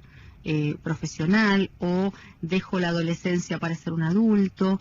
Entonces, el padre podemos decir que simboliza el mundo por esto, ¿no? Por el afuera, ¿no? El padre es el afuera, y el afuera de este vínculo con mamá, el afuera de esto que vínculo con mamá eternizado muchas veces, ¿no? Claro, cuando decíamos instalación de la ley, nos estamos refiriendo a la primera ley principal, ¿no? A la exogamia, a lo que es lo incestuoso, ¿no? A que para el varón mamá está prohibida, porque mamá es la mujer de papá. Y si eso no está, papá no está presente y ocupa ese lugar, ahí es donde empieza a distorsionarse este vínculo entre el niño y mamá. Claro. Y en otro programa hemos hablado bastante de lo que era la mamá devoradora y lo que implicaban las fobias y todas las cuestiones que esto después provocaba, justamente la carencia de una imagen fuerte de papá, una imagen presente que logre cortar con todos estos vínculos que ya cumplieron su rol, que estuvieron muy bien hasta allí, pero que si continuasen en el tiempo implican un deterioro de muchas cosas en el chico, ¿no? En el varón o en la niña también. Y esta salida, como decía Gaby, a la exogamia, ¿no? Salida al mundo, salida a adoptar roles fuera de lo que es el contexto de mi hogar, de la endogamia y de mamá. Y de allí la importancia de esta presencia de papá, y cuando esto no sucede, es en que los varones empiezan a buscar ese límite que no apareció, esa ley que no se inscribió por el camino que tenía que haber sido, lo empiezan a buscar a través de una droga o quizás a través de la delincuencia, y hasta inclusive el policía cumple a veces una función de limitador, aparece la ley que no tuvo papá, porque papá no estuvo, aparece en el patrullero dando vueltas en la policía, y los chicos terminan delinquiendo quizás buscando una ley que los ponga en orden y que les organice esta vida, que regule la vida, como decía Gaby, porque no tienen regulación, no tienen ni idea por dónde va el camino, están muy desorientados. ¿Y qué pasa cuando mamá cumple el rol de mamá y papá? Es que es difícil esto de cumplir los dos roles, porque en verdad no es así. No sé, o sea, no es que mamá cumple el rol de mamá y papá. Mamá cumple el rol de mamá. El rol de papá no está. O sea, está ausente. Ahí sí hay que tomar, me parece, en cuenta de que el padre está ausente, si es que no aparece, ni que están separados, aparece, pero no es que se cumplen los dos roles. A ver, la mujer no puede ser madre y padre. Esto es como una cosa muy fantasiosa, ¿no? Sí, lo que puede hacer la mujer es, no tiene, a ver, para poner los límites o para que su hijo tenga una función paterna, en el sentido que nosotros estamos hablando, esta función de corte, no tiene que buscarse una pareja o casarse de nuevo o darle un padre a su hijo. No. Si se enamora, si las cosas se dan, mejor, pero si no, tiene que tener ella también instaurada en su composición psíquica un buen ordenamiento, ¿no? Una buena legalidad, ella funcionando. Pues entonces va a buscar sustitutos para su hijo. No va a ser de estas madres, por ejemplo, que no querés ir a la escuela, no importa, no vayas, o todos los profesores son malos, o todos los amiguitos son malos, como que mejor que conmigo no estás con nadie. Estas son las cosas que hacen que una mujer no dé lugar a la función paterna. Obviamente, ni de un hombre ni de otro lugar. Son estas madres que cuestionan a la escuela, a los profesores, a los médicos, a los doctores, a los abuelos, a todos. Es como que mejor que ellas, nadie. He visto muchos casos en los que, forzadas quizás por una ausencia de esta imagen paterna, la madre intentaba cumplir ese rol que vos decías de madre y padre, y he visto que primero es muy desgastante para la mujer, muy fallida la instalación, y fíjate que cuando intentan poner un límite o bajar un reto o acomodar las cosas, después surge en la madre, después que lo hizo, y lo hizo muy bien, surge una culpa interna que a partir de que instaló ese límite viene con regalos o con cosas o con un montón de situaciones para salvar ese dolor que tiene interno por haber puesto un límite que le parece a ella que fue culposo, que fue exagerado, que no cumplió su lugar. En cambio el padre, si está bien instalado en ese lugar, lo cumple con mucha mayor soltura, eso de poner un límite. Sale, surge naturalmente y no aparece esta cuestión culposa después porque le pusimos un límite al niño. Es importante esto, ¿no? Que hoy por hoy se ve mucho esta sensación de que tienen muchas mujeres de autosuficiencia. Mi hijo no necesita un padre, mi hijo no necesita, yo me la arreglo bien para todo. Ojo con esto, ¿no? Porque me parece que hay que tener en claro que si uno se ocupa mucho de cumplir los dos roles, va a haber uno donde va a estar fallando mucho, como decía Fabián. ¿Qué pasa cuando la madre desautoriza al padre? ¿Cómo repercute en el hijo? Y de eso justo hablábamos de la carencia de imagen paterna, ¿no? Hay que ver por qué motivos lo deteriora, por qué manipula o manosea esa imagen paterna, quizás porque realmente papá no está, pero a través del discurso de mamá se instala mucho también de la ley de papá, o sea, no solo la acción de papá, sino el discurso de mamá, el respeto de mamá, el amor de mamá hacia ese papá, hace que favorezca mucho la instalación de ese regulador que es tan necesario. Si mamá lo desprestigia, lo deteriora y lo trata como una cosa que no tiene mucho sentido, y eso se instala desde ya en el niño y se hace mucho más complejo este vínculo entre el hijo y el padre, ¿no? O la hija y el padre. Digo, porque en el día de mañana quizá una hija, por ejemplo, que vio que la mamá desautoriza a su papá, se busque hombres que ella domine de alguna manera, copiando ese modelo. Puede ocurrir. Va a comenzar teniendo ya una imagen deteriorada del varón, ¿no? Porque el varón ya aparece desautorizado en casa, y esa es la imagen que, como decíamos antes, la primera imagen que se instala es la del varón. El varón no funciona, el varón no sirve, el varón fracasa. Y a partir de allí se va a vincular con el varón desde ese lugar, y eso seguramente le va a traer historias parecidas a la que ella vivió desde el lugar de hija, ¿no? Sí, aparte es fundamental esta inclusión de este tercer lugar, porque es de a partir de ahí donde se va a desarrollar la sexualidad. O sea, nosotros partimos de la sexualidad desde este interjuego entre estos tres lugares, ¿no?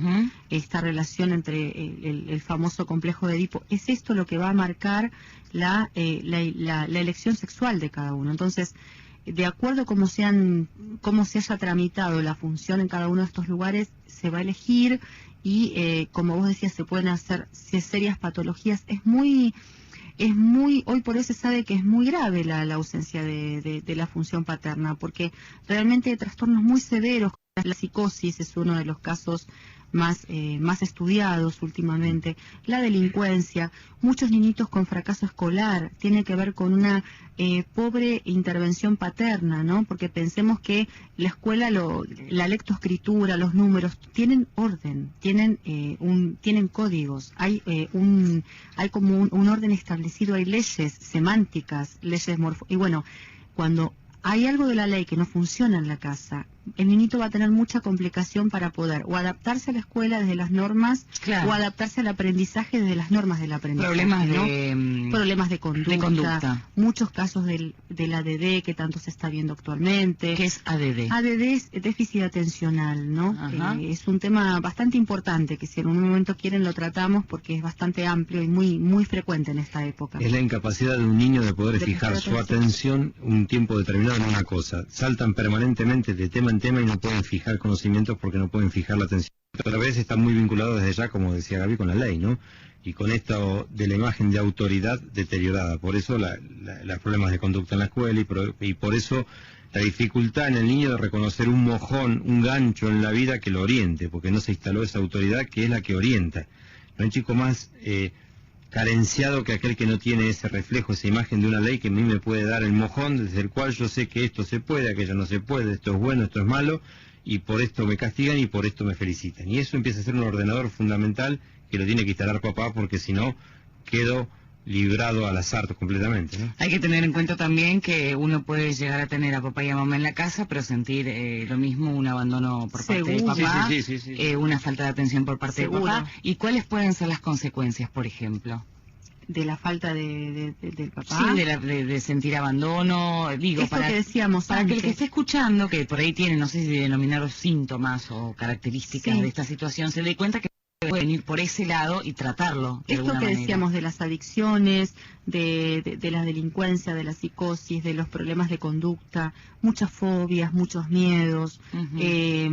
Fíjate que apuntaste, creo, la pregunta a la falta, a la presencia tanto de mamá o de papá generan efectos bastante diferentes. Sí. Hoy habíamos hablado Sí. que la carencia del afecto materno, de ese cuidado materno, afecta muchísimo la autoestima, la seguridad. Sí. Uno empieza a sentirse siempre con ese vacío que no se puede completar desde ningún lugar. En cambio, la falta de papá se instala desde otro lugar, y lo que empieza a complicar es la salida esta al mundo externo. Yo empiezo a fracasar en mis trabajos, o empiezo a tener problemas con la vida fuera de casa, porque no tuve esa mano que me guió y me permitió caminar acompañado en mis primeros pasos fuera de lo endogámico, ¿no? ¿Qué pasa con el tema vincular cuando mujeres eligen a hombres similares a papá? ¿Tienen que ver con esta carencia? A ver, siempre uno elige en función de algún atributo que haya tenido su madre o su padre, ¿no? Eso es común que suceda. Ahora hay que ver qué aspectos de este padre elige en este hombre, ¿no? Si elige los aspectos que no están resueltos, como que se sintió abandonada y elige un hombre que la abandone, bueno, ahí va a tener que revertir ella hoy por hoy esta situación.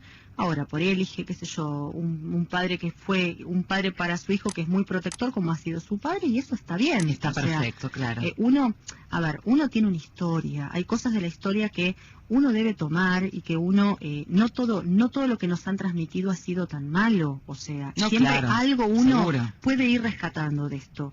Mamá o papá pueden haber tenido muchas cosas, pero en esto me parezco y esto me gustaría que lo tenga el hombre con el que yo estoy. No sé, que sea un tipo laburador, como fue mi viejo, y aspiro a eso. Y no está mal, ¿no? Porque no está siendo desde un conflicto o desde algo que me vaya a mí a perturbar. Sí, a ver, pero que eso, como decís vos, no trabe mi vincularidad porque pruebo, y al fin y al cabo quiero encontrar un símil 100% Ahora, papá. ¿sabes cuál sería el conflicto? Que bueno, yo tengo un padre relaburador, y yo elijo todos hombres que no trabajan. Ahí está. Por ejemplo, entonces ahí me quedo enganchada a la imagen de mi padre como el idealizado. Entonces nadie me puede dar lo que me da mi papá, porque el único hombre laburador es mi viejo. Claro. Los demás no sirven. Entonces, casualidad, voy a elegir a estos hombres que no trabajan.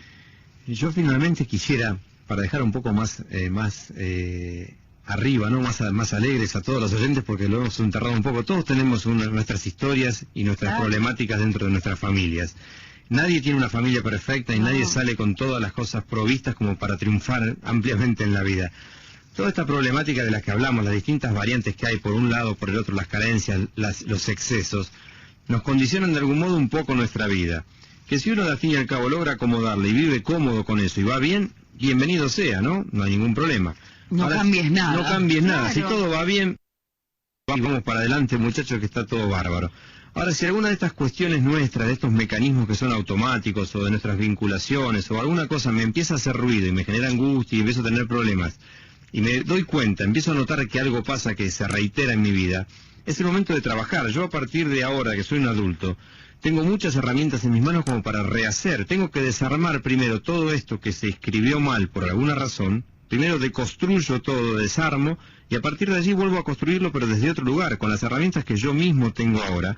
Y ya no necesito más de mamá o de papá o de esa caricia, si no lo hago yo ese trabajo, sigo buscando eternamente esa aprobación, ese mimo, esa caricia, aquello que no estuvo, lo sigo buscando pero por el camino equivocado. Y voy y choco 50 veces con la misma piedra a lo largo de la vida. Entonces, bueno, estemos atentos. Si alguna cosa me está pareciendo que no me funciona bien, o no estoy cómodo con esto, o me pasa aquello otro, no implica que estoy sentenciado porque mi historia me escribió de esta manera y no lo puedo solucionar. Es el momento quizás de que me detenga a mirarlo bien, ¿no? Que aún darme cuenta bien de lo que me está pasando, y a partir de allí yo pueda deconstruir esto que estuvo mal armado y trabaje y lo arme desde un nuevo lugar con todas mis herramientas y salga adelante con una vida completamente diferente a la que traje hasta aquí. Salirse de la posición de víctima, ¿no? De víctima de actual. Niño dolido, ¿no? Claro, porque a veces hay personas que se ponen en esta posición, ¿no? Uno suele escuchar, y no, pero lo que me pasó... Claro. Bueno, de verdad, cuando uno es niño es víctima porque está a merced de los adultos, pero cuando ya es adulto, uno ya debe dejar esta historia y empezar a tomar el toro por las astas y modificar de aquí en más, ¿no? También en el caso que por ahí otras veces que hemos hablado de esto del padre nos han llamado y nos han dicho, pero yo estoy sola, yo no tengo un marido, no tengo, ¿qué hago? Bueno, si la persona tiene bien instalada, como decíamos en la ley, va a procurar los sustitutos suficientes para que su hijo pueda tener un orden, no va a mandarlo a hacer algún gimnasio, va a mandarlo a hacer algún deporte, algo donde sea temático, donde haya normas, no va a desautorizar el colegio si no es necesario. Entonces, hay recursos y no es, bueno, me tocó esto, no, a veces las marcas están, pero uno puede modificar de aquí en más lo que va sucediendo, ¿no? No quiero perderme este mail de Carolina de Tucumán. Dice, desde pequeña tuve una relación distante con mi papá porque le tenía miedo. Se mantiene esta relación distante. Aunque vivimos en la misma casa, nunca hablamos. Es más, ni nos miramos. Somos como entes. Desde los 15 empecé a tener muchos problemas y empecé con insomnio, que hasta el día de hoy tengo. Fui a psiquiatras, psicólogas. La última psicóloga me dijo que el problema de insomnio que tengo es una manera de estar con mi papá, porque lo necesito. Es decir, mi papá viene a la noche y yo no puedo dormir hasta que él se va la mayoría de las veces. Dice, quiero saber si es posible que inconscientemente pase eso. Duermo con la luz prendida, o eso trato, pero no puedo dormir de noche. Solo duermo cuando no estoy en casa. Así puedo conciliar el sueño. Me gustaría que me respondan, dice Caro, desde Tucumán. Igual es bastante delicado el tema, o sea, habría que ver, porque, o sea, si esta interpretación se la dio su psicóloga, la habrá escuchado desde su contexto y es ser así, ¿no?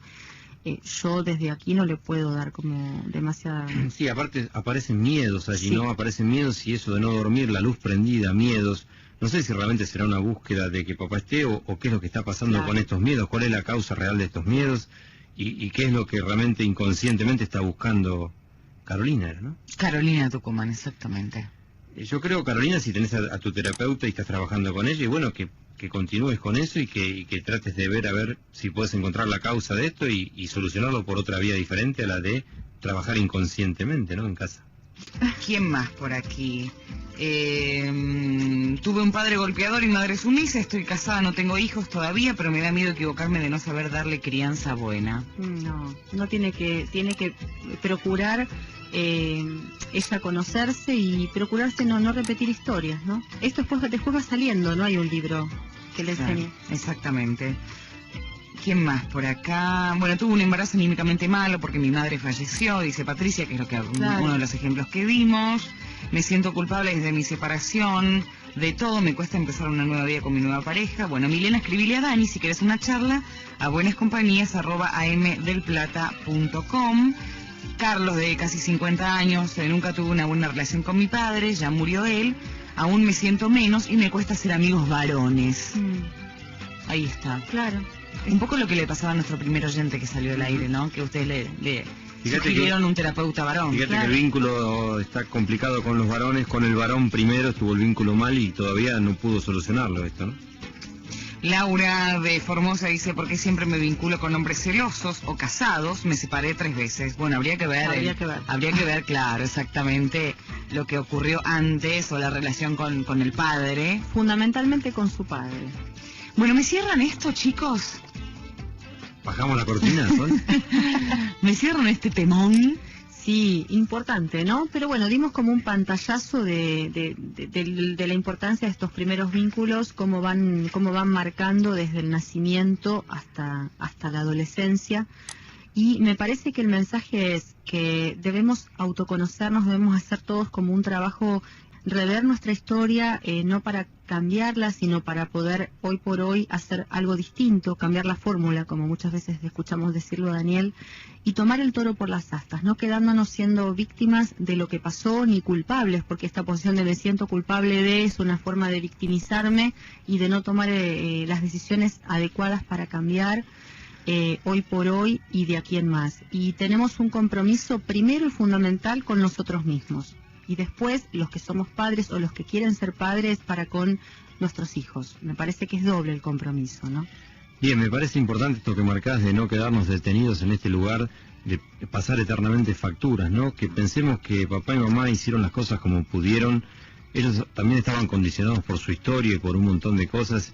Y bueno, llegó el momento quizás de que yo me ponga en acción y en vez de pasar facturas y quedarme en ese lugar aniñado y de víctima, me ponga a trabajar con lo que no me sirve, con lo que no funciona bien, y lo reconstruya y lo haga funcionar correctamente. Están dadas todas las posibilidades para cualquiera que se ponga a trabajar y que haga un compromiso consigo mismo de resolver las cosas. Hay posibilidad de resolver, hay posibilidad de estar mejor, hay posibilidad no de cambiar el pasado, porque el pasado ya fue, es pasado, hay que mirar hacia adelante. Por supuesto. Gabriela Rodríguez, @argentina.com es el correo electrónico de la licenciada. Fabián Ariel Mota, con @, @hotmail.com. Les agradezco infinitamente que hayan estado aquí en el programa, que hayan hecho el programa ustedes con los oyentes. Los tres. Así que, muchísimas gracias. Para mí, chica, fue un gustazo. Realmente me sentí muy cómodo y la pasé muy bien. Él en el medio, siempre en el medio de las minas. Sí, es necesario un hombre, hay que un 3. Chicos, muchas gracias de verdad por hacer el programa juntos conmigo. Siempre un placer. Un gusto. Muy bien, en la producción María de la Mercado, Silvia López Hassel, Juan Sala en la operación técnica. Mi nombre es Olivia Irigoyen, me despido. Hasta mañana.